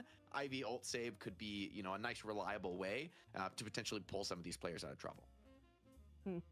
What's interesting is that, you know, they'd still bring in Abrams, which I know has been kind of in flux with the meta right now, ZP. We actually talked about that last week, in fact, but it was Saya who kind of came on, said, hey, maybe this character isn't so bad, but Saya, you know, not being here, so they just actually really believe as a team in Abrams, I guess. Yeah, I mean, it's probably going to be Fishcake on it, but look, I think some of the Abrams downplay has been a little bit much. I feel like Abrams is in his Shiv 2 weak arc at the moment across the scene, where people's like, oh, I don't know, like, is this hero actually good right now? And then people's like, wait a second, he still has like one of the most reliable displacements, crowd controls of the entire game with shoulder charge. There's so many ways to set it up. Yeah, this hero is still good in the way that, like, Shiv every now and then will take like a small nerf, and the community will vastly overact and be like, Shiv's dead, and then it's like, But wait, he's not dead. He's not dead. Like, first pick him again. It's just like, what was this purpose in for? So yeah, I don't know. I've never been a believer that Abrams is dead. I think it's like perfectly fine for Melee Creeps, and arguably, you know, maybe look at this a few weeks and I was like, oh, actually a little bit of value to get that late in the draft. Yeah. There's any thoughts on the drafts overall here, Jake? Do you have a preference as to who might be coming out a little ahead here in the drafting phase? I do start to, I think as more and more time goes on in Deadlock, I more and more favor these like tempo drafts that trying to like dominate early and snowball over the draft with like better late game, because in the end, if you give up the laning phase and you accept that you're going to fall behind early and you play for the comeback, you are kind of hoping that the enemy team makes a mistake. You just need like one big comeback fight, to get towards a late game, some big team fight with Pocket and Celeste. Like, it's absolutely doable. However, I'd rather be FPS Lounge and just kind of be in control of the game from the early phase onward. We'll have to see if that actually comes to fruition. I think if Pocket has a crazy game, I mean, it's really just combo to deal with Pocket. And I think with Indomitable in the game now, it's a little bit scarier to go to that ultra late phase against Pocket. Like, typically in the ultra late, this hero just does not die unless he gets hard caught and like full bursted by a stun, which should be, Mo and Krill's absolute wheelhouse. But Mo has always been a hero that has struggled to scale and has fallen off into the late game, and that problem could be acute here. So it's very like melee creeps, I think, to draft themselves the better late game and to try to weather the storm. But in recent times, it hasn't been working for them. It's been teams playing faster like FPS Lounge that have been getting the wins. Yeah, I was going to bring that up exactly. It seems like the conversation starts today. Melee creeps, great drafts, a lot of potential here. And then either, they did give up that laning phase, maybe knowingly hoping to bring it back, or just frankly, they didn't do well in that laning phase and were never able to actually bring it back. So that's kind of been a, dangerous point for them, I guess, is staying even, or of course getting ahead in the early game and then actually delivering as time goes on. ZP, any thoughts? Any preference for you? Yeah, I mean, as I look at this draft, I do think like the laning phase for FPS Lounge is pretty good. I think also their like first few earn fights are probably just straight up better in terms of team comp v team comp. And it's not that melee creeps don't have win conditions with this too. It's like always a little bit weird where you have Pocket. You always have the ability to just rip off a team fight with 3 or 4 man affliction, especially before divine barriers come on in. But the reality is that you look at FPS Lounge, you have one lane that's going to be auto advantage by virtue of just having Apollo. You have Victor, who's basically played as a huge macro advantage and being able to shove walkers pretty efficiently early into the game. And yeah, for melee creeps, you do have Celeste, who can fit somewhat of the same role, and I think maybe at some level has been somewhat undervalued. But overall, like, I think FPS Lounge not only have like better options for early and mid game team fighting with their composition, but also they're going to have a bit of a better laning phase. Melee creeps still possible to come out okay, but the deck is definitely stacked against them. And even when you go into the late game, I don't know if their late game advantage is all that massive. Like, yeah, heroes like Mo and Krill do tail off towards the end, but Warden is still really deadly in the late game. Victor is still Victor, even if he's in a gun build sort of situation. Like, the advantages that melee creeps get into the end game, it's, maybe more like 55, 45, and they're more up against like, 60-40 advantage against them in the early mid game. So there is a path to victory, but it's a lot more narrow for melee creeps on the draft. I see. And Jake, you brought up Indomitable, which is an interesting point because, this has been a conversation amongst the community since it has been released, right? Like the initial reactions were probably 50-50 of it's amazing or it's going to suck. And it feels like maybe community-wise there hasn't really been a decision, but maybe amongst the pros, it's not as great as it would have seemed. I think it's not a particularly good item, I will say. Like, it's not an item you're going to rush by any means, but it's more of an item that you'll probably grab on like Pocket and Mirage against Mo at, like 45 minutes. It's really just like gives you a more powerful endgame win condition where, effectively characters like Mo, essentially he's just a combo in the late game, right? Like that's realistically the only thing you do. In like the ultra late game, that's your whole contribution. And so that can be a problem, right? In that there is an item that potentially hard counters it. If we even get to that point in the game, though, I will say I feel like melee creeps may have already kind of won, right? Like we're talking 50k, 60k souls here, to where you're gonna be picking that item up as like an extra get out of jail free card. Pocket's probably gonna go all in on the damage for quite some time before we get to that point. So, I think in the end, maybe as for FPS Lounge, you just say like, look, we don't care. You're not gonna get to the point in the game where those items are coming online. We're gonna tempo you out. We're gonna force team fights early. They have a ton of spirit damage. Like if you put Warden and Victor in the side lanes, as I think is pretty likely.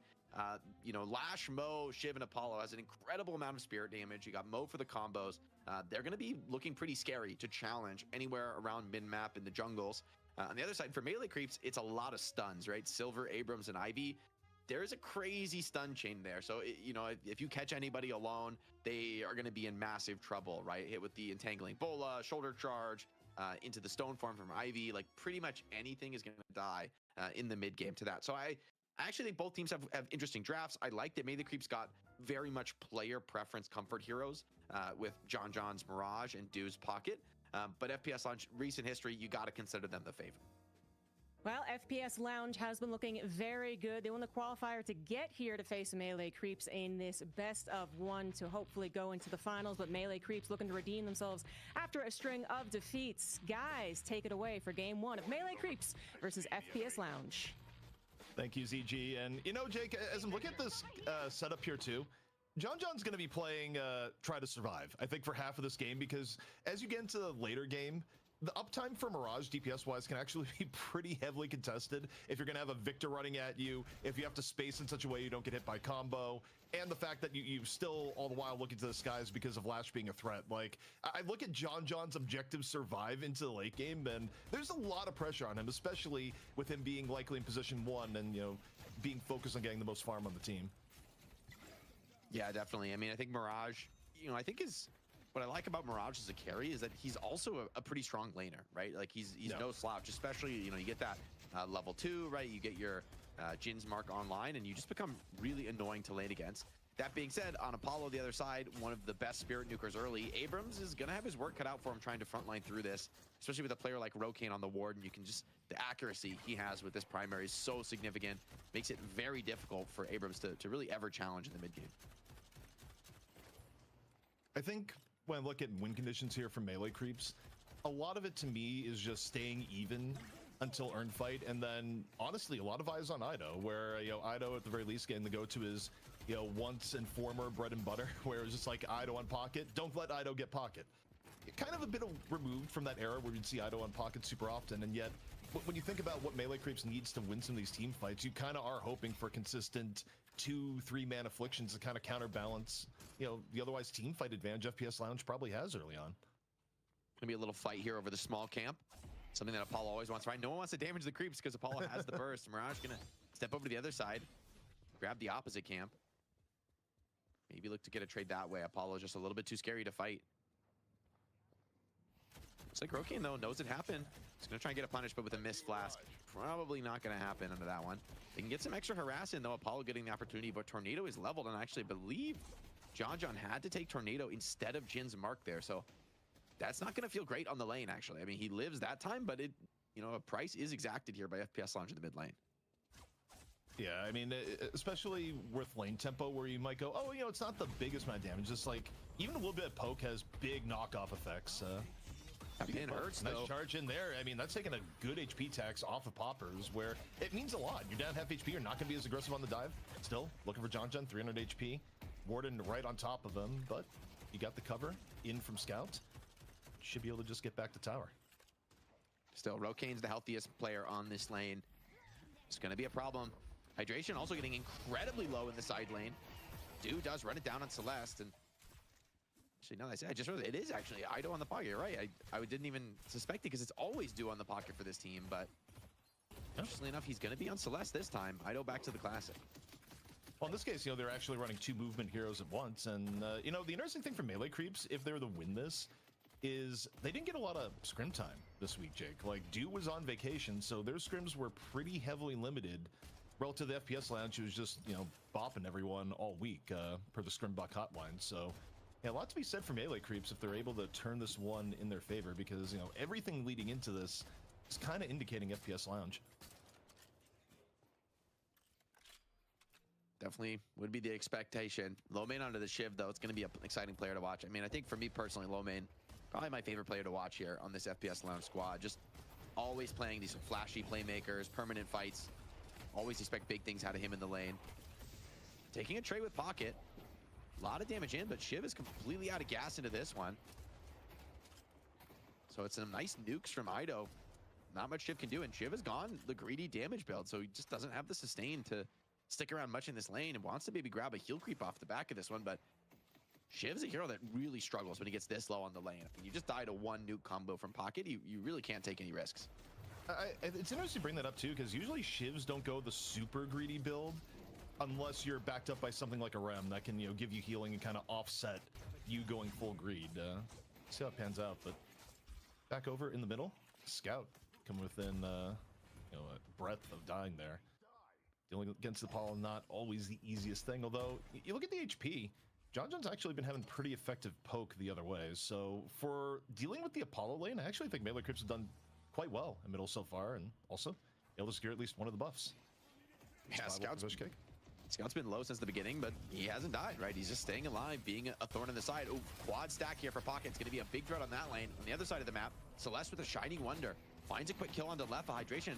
Trying to trade it back, but Celeste we're talking about. The chase down by Mo doesn't seem likely, and he just has to burrow, head back to the tower. You just look at do air strafing for dear life, but yeah, gets out cleanly. Also, Snake's in kind of a bit of danger here. Like, looking at overall HP across the map, as Victor, you're just like, okay, it's fine, gonna get shocking reanimation up soon, but there's that brief window where you could die pre 3.6k. Yeah, it looks like they had to both take resets to get their HP back up, and I know staying in this lane means he has Affliction online. Snake's healthy enough as he comes back into this lane to where you don't necessarily want to dive, with Victor being pretty close on the ultimate, right? Looks like maybe just one wave for him to grab, a couple boxes, and he should have it online. Another fight breaking out on the side lane. Dude, though, grabbed by the ult and caught by the combo to follow up, but a beautiful save from Ranger gets him out of trouble, and both ultimates essentially thrown in for nothing. Now Celeste goes for the re-engage Dude, despite low on HP. Still wants to fight more, and Ranger, by his side, is a real threat here. The sub for Melee Creeps already looking strong. Elsewhere on the map, double Affliction goes down. Snake's nearly dead. Low main shaking it off, and looks like Snakes was able to get out of danger. Also, not much Guardian damage done in turn of it. I'm just a little bit surprised there wasn't more of a chase down, but in this case, Snake's going back to base for the second time in the last 3 minutes. Melee Creeps, they might not have had much scrim time, but the players on this squad, all individually, some of the strongest here in NA, so definitely don't expect them to go down easy, especially in the laning phase where mechanics tend to be king. Scout. I think so far, given what we know of the laning phase and, both teams' win conditions, you're pretty happy for being where you are now for Melee Creeps. It's just, can you take the small little edge you've started to build up here and turn that into a win on first turn? I think first turn is going to be so formative to this game as, Scout caught out a little bit, ends up falling. Warden taking some damage in turn, but John actually going in. John thinks it's vulnerable. They get a chance to put some harassment down. Yeah. With the Tylo-san ready and the Spirit Spike online, Poppers thinking about getting aggressive, but this is a Mirage we're talking about. It's a very scary hero to take these extended trades against, and he is going to back off, but losing Scout, honestly, not the end of the world, right? John gets some, solo creeps, put some counter harassment down, and Rokane has to go back to base, take a reset. So there's not going to be much more pressure here on the mid lane. Once more, taking a look at the left. Ido moving forward, shocking reanimation proc here on the Snakes. Rest of the fight, though, bouncing out a little bit, not turning into a deep dive here. No, actually, take that back. Lightning Curse popped, a little bit more damage on the Shiv, but neither side full committing. The state of Victor right now is so interesting because normally you'd look at that shocking reanimation and say, oh, that, pretty bad, essentially wasted, not much value had from it. But honestly, having that spirit damage per bullet online is a pretty big deal with all the camp sub increasing all of your farm rate. So low main continues to put the pressure on, does get kind of grabbed under the tower and has to use that execute just to get out of trouble. So well played by Fishcake, but he's going to be low enough to where even he might have to consider a reset. Meanwhile, looking at middle, a little bit back and forth. Affliction, though, on this lane coming out, hits two. And this time around, Snake, no shocking reanimation, getting burned down in a hurry. Ido looking for the finish. Cloak out, gets the cutoff, and surely Snake is going to go down here at 1 HP, and yet still alive. Tried to break some ankles. Just needs a few more shots and wait. Surely not. It's not like he can get it. Well played by Snakes, evading that super effectively. I mean, did get down to just a sliver of HP. The heals were enough. Tylo-san now out onto Silver. Does get low, but Riposte wasted. No damage in on that one. Silver's continuing to fight this one, even without the ultimate, just in human form. And Ido with the melee grabs the finish onto Poppers. Nice shutdown there. And Silver has enough HP to hold on to this one. Meanwhile, elsewhere on the map, the combo comes in, but once again, Ranger with the save ensures Celeste stays on the map, stays active, and she's right back to pressuring this tower. I think Ranger may be the hidden hero of this lane too. We've been seeing Dude just kind of pushing the limit on how aggressive, and a lot I think has just been Ranger just backing things up, early supportive build. And yeah, I mean, Dude's been having one heck of a game. And you guys see from melee creeps, especially you watch some of the scrims, like, yeah, getting Dude back, pretty impactful, as it turns out. Victor now over to the mid lane, puts that spirit damage to work to grab that mid T1. A big rotation, actually, of players here from FPS Lounge. See if there's any kills to be extracted. Looks like a parry onto Scout that was going to cost him his life. Got kind of brutally outplayed there. Thought he could just get that easy finish onto Snakes, but Hydration, or rather John does get the job done at the end of the day. So still extracting a kill, but with mid Guardian down and no real chance to counter pressure, it does feel a little bit scary here for FPS Lounge. FPS Lounge do going in, a bit more dive hydration in the crosshairs. Celeste right behind, just needs a few more hits and nowhere for hydration to go. Also, meanwhile, as this is happening, there's still been a casting buff up for grabs for quite a while. Lycan Curse popped, this time low main, looking for the escape. Enough to stop Silver from moving in. Still, Victor running it down. All these slows starting to stack up. Yeah, I don't think Silver's going to be able to get out of this one. Gets a little bit of extra tower damage in, but now Snakes kind of racking up a lot of impact across the map. And has gone for a farming build too with that active reload. So watch out for this Victor as the game goes late. I mean, this guy could scale pretty effectively. Not doing too well just yet, but give him the chance. He might be able to farm back up. I mean, Victor actually has a pretty good recovery path as a hero. This is really interesting. You got earn control for melee creeps, and FPS Lounge, they're not in the best state to contest. Like, ideally, you would love to have Flash have Death Slam up. It's not up now, so you don't really have the huge threat to stop from going for a dunk. I mean, the biggest thing is, okay, hydration is near the turn-in, but if you're melee creeps, you have a wonderful opportunity right now. Push, but okay, Do may have gotten themselves a bit of trouble. Combo out on one end, Do running for his life on the other. FPS Lounge able to walk forward and pick up two, so not able to set up for the dunk the way they would like. And that leads into a quick pause, Jake. Yeah, it seems like this fight's already over. FPS Lounge really routing melee creeps there, like 2 quick kills off the back of the combo. It's a rough one, right? Because those are 2 players that so far were having a pretty good game, right? I felt like Do was kind of untouchable, was getting saved out of every kind of team fight. Fishcake was doing really well on the opposite side of the map. These side lanes were really strong moments for them. But now that advantage for melee creeps pretty much fully deteriorated. Since Ivy does hold the urn, though, I don't expect it to really go in either team's hands now with FPS Lounge and map control. Also, can we get a look at John here? Because I think John's about to kill Leffa. Which, this could be a massive, massive boon for John. Because think about it, if John gets a solo kill on the Leffa, and then potentially gets Walker, at least a good amount of Walker damage, I mean, it is the dream. Oh, he doesn't quite take out. Oh, it's close. Yeah, I mean, if Leffa survives, he's going to be able to heal, and I don't think John's going to be able to get the Guardian to get on the Walker time as Ido just barely escapes. Yeah, you don't want to dive with Apollo here. It's too risky. And Ivy's going to be here to put a defense on. A lot of players, though, maybe want to continue this fight with a riposte away. Apollo should be good for the moment. But a lot of presence being shown here by melee creeps. Ido's healing up, going to be back to this fight soon. Don't think there's going to be much opportunity to damage walkers. You can see they're so aware of this threat from FPS Lounge, right? With Warden and Victor, man, pretty much any tower you get a strong stance to siege is going to go down fast. I really like this though for melee creeps. You have just an insane advantage on the left. There's no way that Leffa can really contest John that effectively. And at some point, you're going to have to pull someone to help on the left Walker defense. And otherwise, melee creeps are still getting decent skirmishes on the other lanes. Reanimation out from Snakes.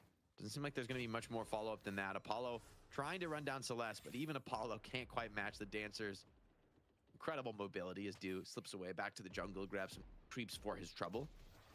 This mid lane, though, continues to be a site of aggression. A lot of attempt to challenge and fight, but I will say these Resto Lockets are a nice way to punish Apollo. Definitely something for folks at home to pick up if they're struggling into this Mahiro matchup.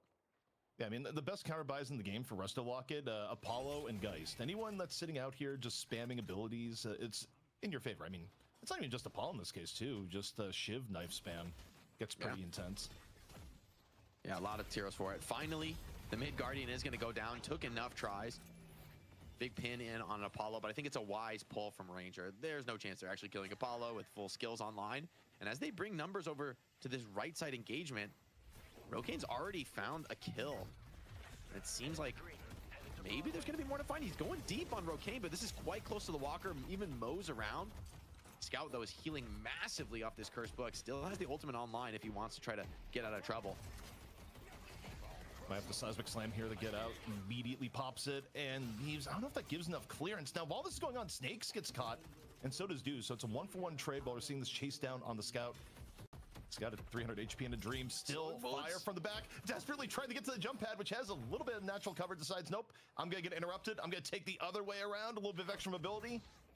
And the help from the team does free out Scout to get away.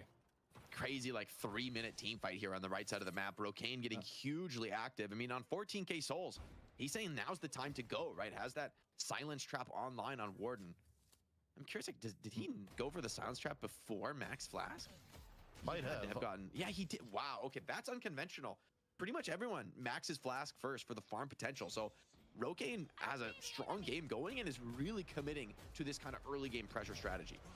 I mean, if nothing else, I think it's definitely targeted more towards Idol. An extra silence versus pocket early is invaluable. Also, while we're in the middle of that fight, it's worth knowing that Earn does go over the FPS Lounge, and yet, you know, Melee Creeps has done enough in terms of skirmishing and otherwise that it's still about a perfectly even game thus far. It is even. In theory, from what we were saying in the draft, is good for the Melee Crepes, but vibe check on this game definitely feels like FPS Lounge have a bit more map control, showing a bit more presence. Silver now in the sights. Doesn't have much damage down to proc that ultimate. But does have the Hunter's Aura online, which is always going to be a really nice find for her. It really makes getting those solo kills a lot easier, especially when you get into that Lycan form. And with Earn control in the hands of Scout, Left is going to, you know, poke and prod here, but I doubt he's going to make a serious attempt to grab this Earn, and you see Scout completely disrespecting it, just going to path straight through the lanes. Hear me out here on Earn control. I think if you're Melee Creeps, you're not necessarily looking to dunk. Like, look at the rotation here. You're going to have Mirage go off to the opposite lane, and you have Earn, and you're pulling in people from FPS Lounge. I think Earn is not even what you really want here. What you want is to give John the ability to go off and push. Now, what John doesn't know is that you got a Lash hiding in reserve here specifically to look to punish John. This is interesting because you'd assume Lash would be on the...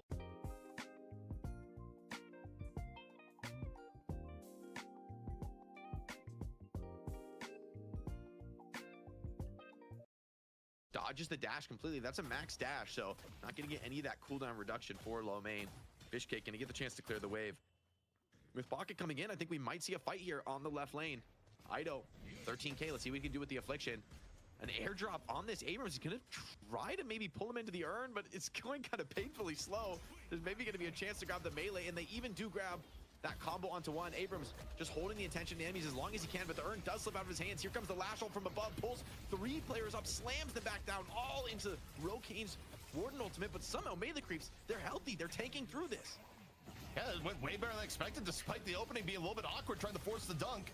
We'll see. Fishcake ends up falling. Hydration able to finish off. Slam down in from Scout. Into the heavy melee. Earn still up for grabs. John able to get Rocane. He's TP'd over into the fight. Was in the right lane. Uses the Traveler to come on in. Lowman and Poppers, though. Able to find 2 on the back. Dew and John. The last 2 remaining. Ido dancing around. It is a bloodbath for both sides. But John and Dew, they're still really healthy here. And John, he's got max Jin's mark. These long fights really starting to favor him. It's a strong moment for him. And Celeste, even still thinking about running the Earn, drops it instead and tries to turn and look for the kill onto Poppers, who's on just slivers of HP. Players respawning back into this fight. More numbers going to continue to be thrown into this one as John finds another, a 3 streak for him on the fight. Even picks up the Earn to threaten it. And can FPS Lounge stick around for more? They've got spawners coming back into this too. John is low. It won't be easy for the Melee Creeps. This is really bad for FPS Lounge. The person you don't want getting cleanup kills, especially not getting the Earn dunk, is John, who somehow gets it and is able to Dust Devil away as Leffa gets caught. Leffa's going in to try and interrupt it, so that you don't get the interrupt. You lose the kill, and the Mirage picks up all the buffs from the Earn. That is a huge get from Melee Creeps. And what a heal from Ranger too. Like just after John tornadoes out, he gets healed for I think 1,000 just from Ranger's link, and it must have been a healing Nova as well. So really well played fight from John. You know, lived to tell the tale. Him and Dew, right? I talked about them. They're the 2 carries of this team, right? The 2 players with, you know, generally the most farm priority, and here they're really showing up and delivering a meaningful team fight on the back of it. And even though the aggregate right now, 89k to 86k, I look at who's getting the farm, and, you know, Mirage getting farmed huge. Although, on the same note here, Jake, even with some of these fights going the other way, I mean, FPS Lounge may be like, yeah, it's fine. Look, have you seen Rocane? Rocane is still in a really, really good spot. So, you know, despite some of the heroics on that last fight, FPS Lounge is in a great spot still. I mean, the only thing that worries me a little bit is like, yeah, Victor doesn't need as much farm as he's needed historically, but 13k Victor does feel a little bit on the poor side.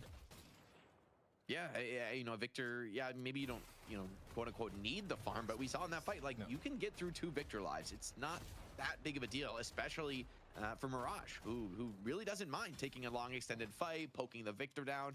You know, this is not like a Warden who has like this one big hit as a carry and, you know, wants to kind of decisively end the fight. John's more than happy to sit and poke and prod away.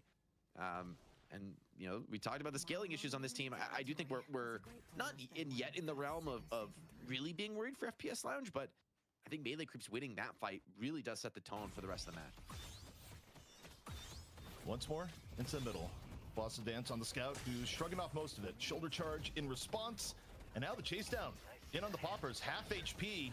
Melee Creeps all around, and even for Apollo, it's a sticky situation to get out of. Low HP down. Ido with the finish. Clean pick off here onto Apollo. While this is going on, FPS Lounge, they're pressuring the left, and they should be getting Walker off this. So macro-wise, if you're Melee Creeps, you need to get right Walker to make that worthwhile. Ivy gonna grab the silver and throw her in deep. They're thinking about trying to pressure Lomane. Lomane's doing a great job, though, just clears the minions off the wave, and I think that might just kill this Walker push single-handedly. Did Ido just take a Walker stomp? He's on 1 HP. That is, I don't know how he got that low otherwise. And now here comes the turnaround. Lomane coming back into the fight, has max dash. Gonna be very low CD on this. You gotta be very careful sticking around too long with players coming back in. And yeah, Fishcake does go down. So an ill-advised Walker dive, poorly executed from Melee Creeps. And the FPS Lounge are gonna be taking that all the way to the bank. Snakes does pop his reanimation, but John just has to TP away. Can't stick around, and when an earn dunk comes through. So well-played mid-game by FPS Lounge. Upside here, the TP into the opposite side of the map should be a Walker for Melee Creeps, but overall, I mean, FPS Lounge definitely getting the better of that because it's effectively Walker for earn versus, or rather, Walker and earn versus just Walker. I mean, macro-wise, you take those trades any day of the week. Yeah, they're thinking about going for a Walker here, but look at Pocket behind them on the wave. You got to be watching out for this Affliction. Solo onto Snakes, but it's worth it to clean up this Victor. Get rid of the wall breaker himself, break his wall.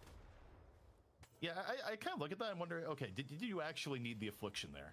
Looking at the minimap, maybe they thought other people are coming, and that's why you go for that. It's like, I don't know, I feel like it's not the richest Victor. He probably just dies regardless. Okay, speaking Ricochet Mirage. This is a real chase down. Onto Lomane, low HP, John, high damage. Ooh, now, you want to die to full blood dive. It's so close. Okay, no, the heals are just good enough. All right, John has Ricochet. Like, that's a massive problem.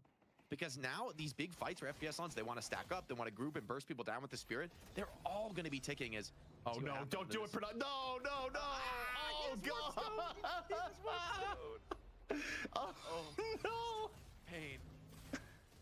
He lived, though, so low-key, he did live, but oh my God, production actually with the strays on the Ido, that is... I mean, it's a rare mistake. He hasn't been playing so much Pocket these days. That's unbelievable. That was the most cold-blooded thing I think I've seen our production ever do. The Scout eats a little bit of launch pad damage there. Still though, like 22 minutes in, and that is even as it gets thus far. Yeah, Lomane has gone very much for the tanky Shiv build, right? Maxing dash, even with a couple points invested into bloodletting. So he's really constantly up in the enemy's face, even thinking about a dive down on Silver. Silver might need to proc the Lycan Curse just to stay alive. Holds on for now, wants to save it for potentially bigger value in a future team fight. Fishcake has gone for quite the tanky build, so just holding some frontline, making space. In the end, if Ido hits an Affliction and John is ticking you out with Jin's marks, like, honestly, those are the only two things that I think Melee Creeps need to win a fight. Yeah, I think the win conditions for Melee Creeps have gone considerably better, and, you know, even for FPS Lounge, I was getting a little bit worried with them potentially committing to a mid-push. Like, you really can't commit to a push at all right now without a pick of some sort, especially with mid-boss being a threat. Next team to get, you know, 2 or 3 uncontested picks easily goes mid-boss, and, you know, suddenly we go from even game to heavily advantaged. But taking a look at Hydration, gets the blink over, in on the Ranger. Ranger, got Stone Form, Death Slam up, over, all this for Justin Ivy. and it's good enough to take down Ranger. What opportunities is it going to open up here, Jake, though, is the question. I'm not sure if there's a chance to counter engage. John John's holding his own at the Walker here, has to deal with Rokane, so can't really afford to back out.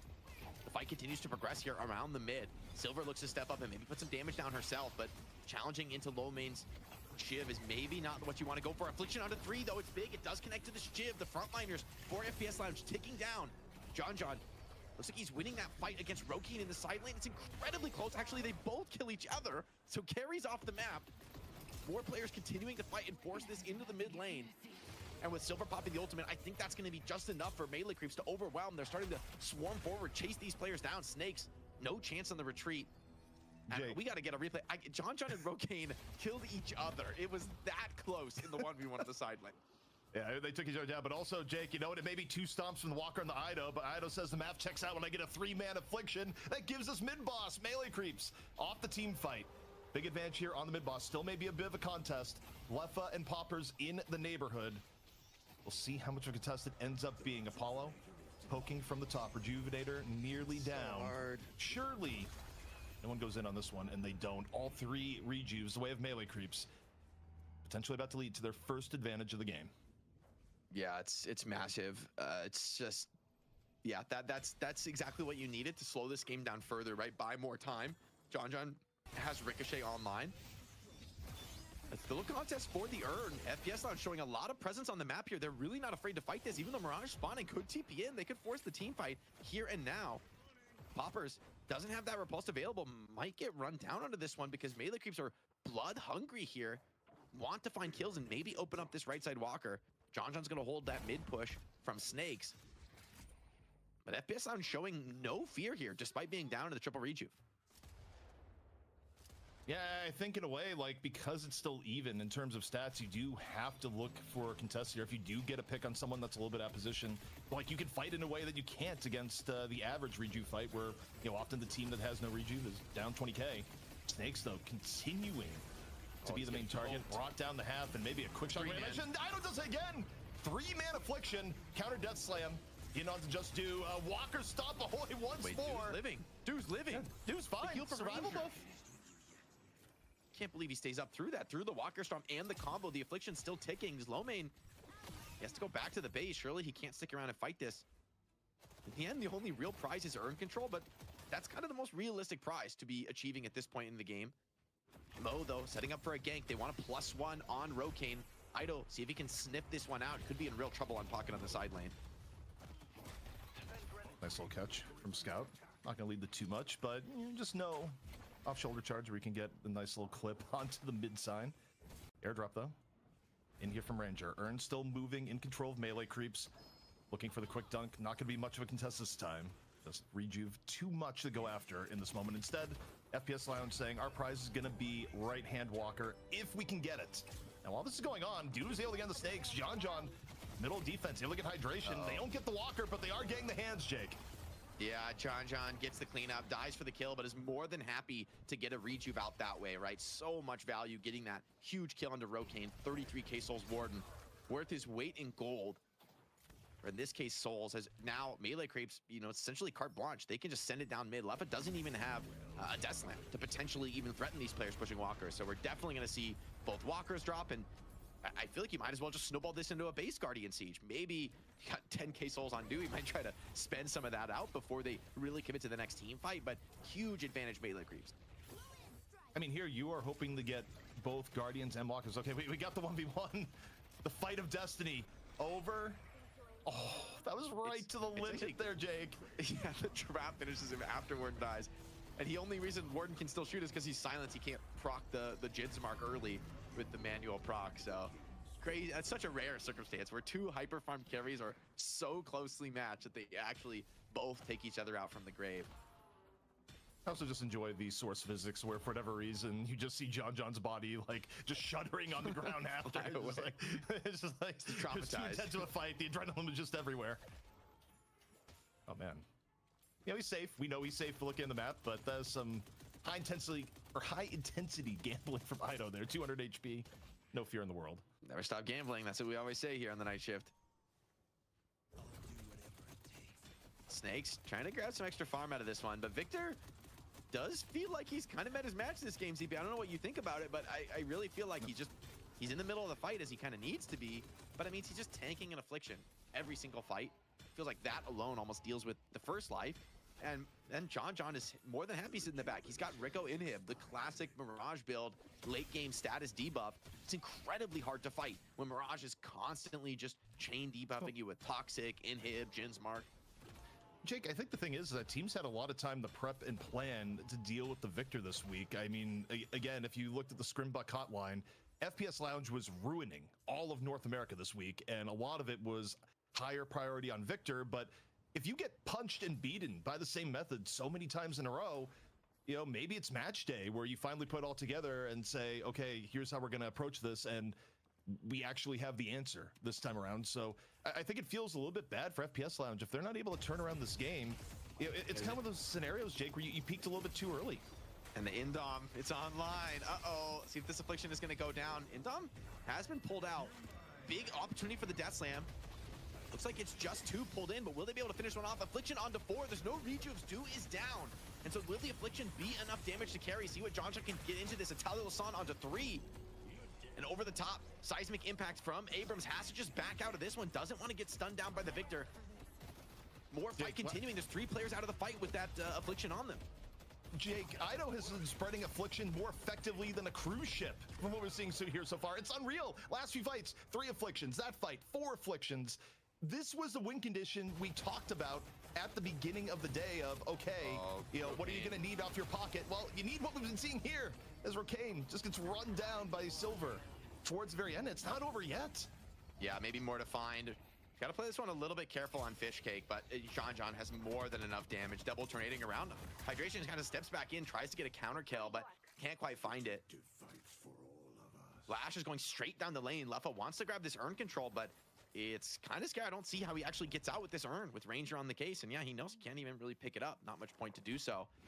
As JonJon steams forward, he's got his true target in the sights. It's these shrines. If they can get a double shrine right now, that'll be backbreaking. If FPS Lounge, they've got a strong team fight comp, but I don't really see how they challenge with double shrines pushing against them. Ranger doing God's work, dunking the urn at the same time. So this advantage is only ballooning now from Melee Creeps. They might get their first chance at the money match in quite some time, and then it's a week with the sub. Yeah, that's the most ridiculous part, is that they're doing it without Saya, who many people consider to be the most important piece on Melee Creeps. Sometimes Coach just has to come in and show you how it's done, Jake. Because, of course, Ranger coach of the team. He's had an impact game. Like, he is not getting picked off at all in this Ivy. He's had a ton of big saves that have, like, meaningfully kept JonJon alive in the fight. Think about the early game. Do was pulled out of a terrible situation like 4 or 5 times from Ivy. In the end, it is only 1 shrine that goes down. So, you know, Melee Creep's going to be a little bit conservative. Don't want to risk, you know, throwing away this advantage with mid-boss spawning. Probably the wiser choice.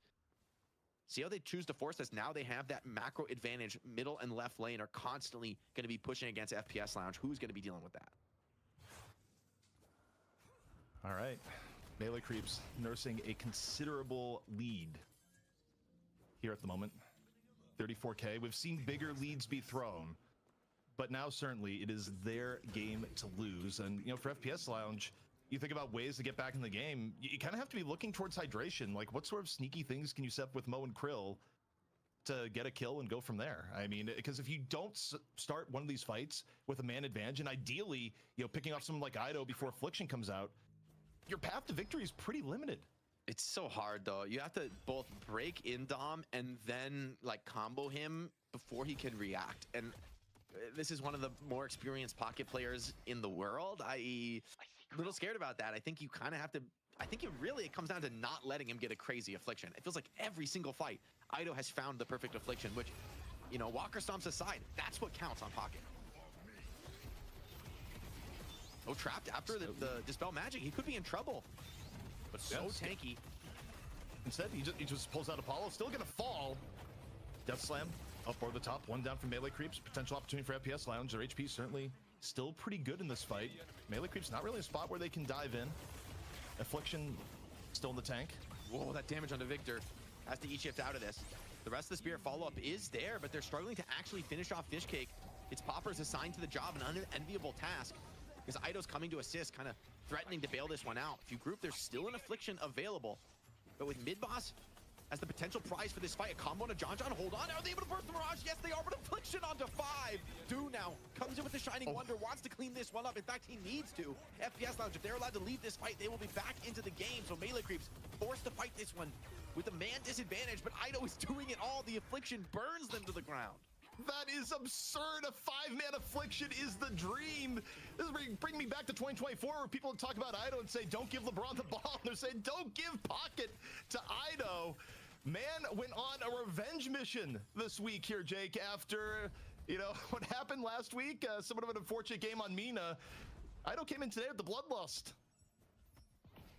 Get about a mid-boss flip here.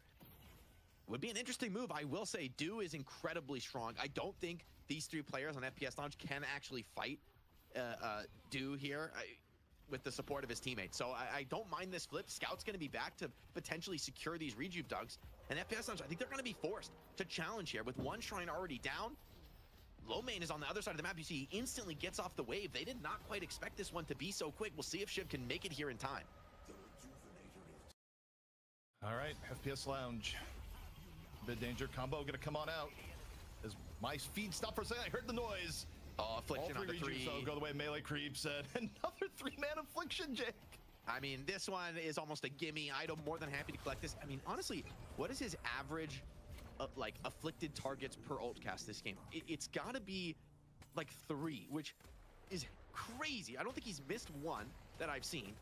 And it seems like he's had more than his fair share of just completely team fight dominating hits. And a little spirit buff is going to be his reward. So crazy finds here for Ido. Can he get the buy off before he keeps him? Let's see the Affliction here. Like, everybody stacks up on John and then boom. Oh. Like, that is the go sign. And then Do comes in to help clean it up. Pocket assists for more. And this just looks like game. I mean, Warden's alive and quite a strong threat when it comes to the defense, but defending this Shrine is going to be too much to ask for. Yeah, and at this point, I mean, the difference between 2 teams stat-wise has gotten to be tremendous. You still got 2 rejuves in the bank. First stage Patron is just going to get carved down. And I gotta say, from Melee Creeps, I think they came into this with a tougher draft, Jake, but the execution was absolutely there. They're going to play this one nice and slow. I actually like this. I think they can just force a fight out on the map. But Affliction does get thrown in, but I think that's more of a retreating Affliction, ensuring that Rokain and Lefa can't even really consider a chase. There's a ton of farm on the map right now. And you do still have, like, the majority of this rejuve to expand the lead and go for some greedy farm. Like, even if somebody does get caught, the rejuve means more than likely support can come in. So honestly, props to Melee Creeps. They've been out of the championship match for a long time, but in a BO1, especially against a team like FPS Lounge, you cannot give them any chances to come back in a game. No, if there's one team that would make a comeback here, it's FPS Lounge. But I think the problem is, Jake, the way the meta has gone with some of the comps that are getting favored is that, FPS Lounge is not really running a composition that has great comeback ability. They're running a composition that kind of crushes you if they get ahead. The flip side of that is that it's not super strong at winning when you're down 50k in the late game. Not that any comp is super strong in that situation, but if you have heroes like Bebop, for example, you have more of a reasonable chance of getting a pick and starting the miracle. In this case, what they would need to win, again, they would kind of need to get an early pick off on the Ido, not get hit by an Affliction, and then ideally give a lot of space and uptime to Rokain. But at this point, Jake, it's second stage Patron, Melee Creeps. They got time to rejuve. They're looking to finish it here and now. Indom baited. Could be a chance here. The Silence Wave breaks the Indom, but an Affliction, it's on to 4. Should be more than good enough. A combo has been thrown out on the Scout, but still with rejuves available, there's a fight to be had. Lefa finds a big connection with the Death Slam. It's followed up by Talil San onto 3, but still John continuing inexorably, pumping in damage with this Ricochet. Now you've got to come into the pit. You've got to defend this Snakes. That's his second life. He's out of the fight, out of the game. And Melee Creeps cleaning house. FPS Lounge, they've been in that money match too many times. Melee Creeps taking back their chance here. Rokain has to step up, but even he gets knocked down in FPS Lounge. That'll be it here for this challenger match. Melee Creeps with the sub finally get it done here at 38 minutes.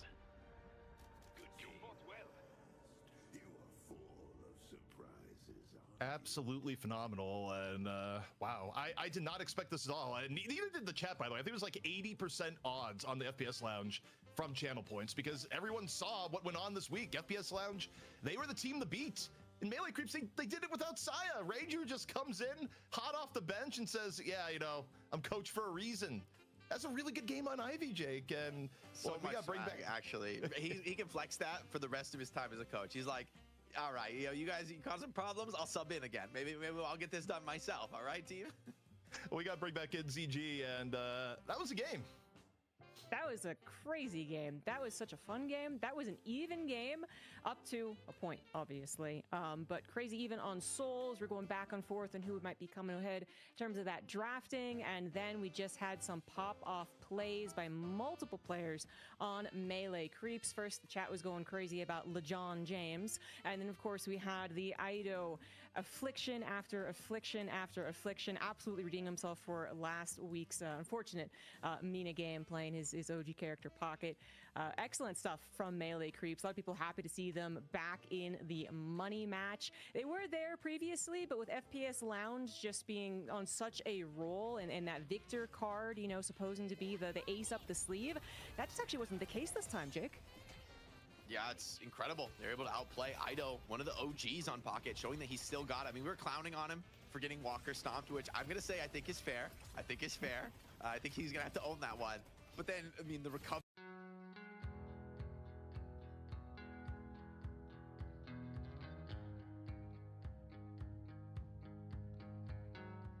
game, that was honestly terrifying, right? FPS Lounge were running them over at you know, like this first 15 minutes.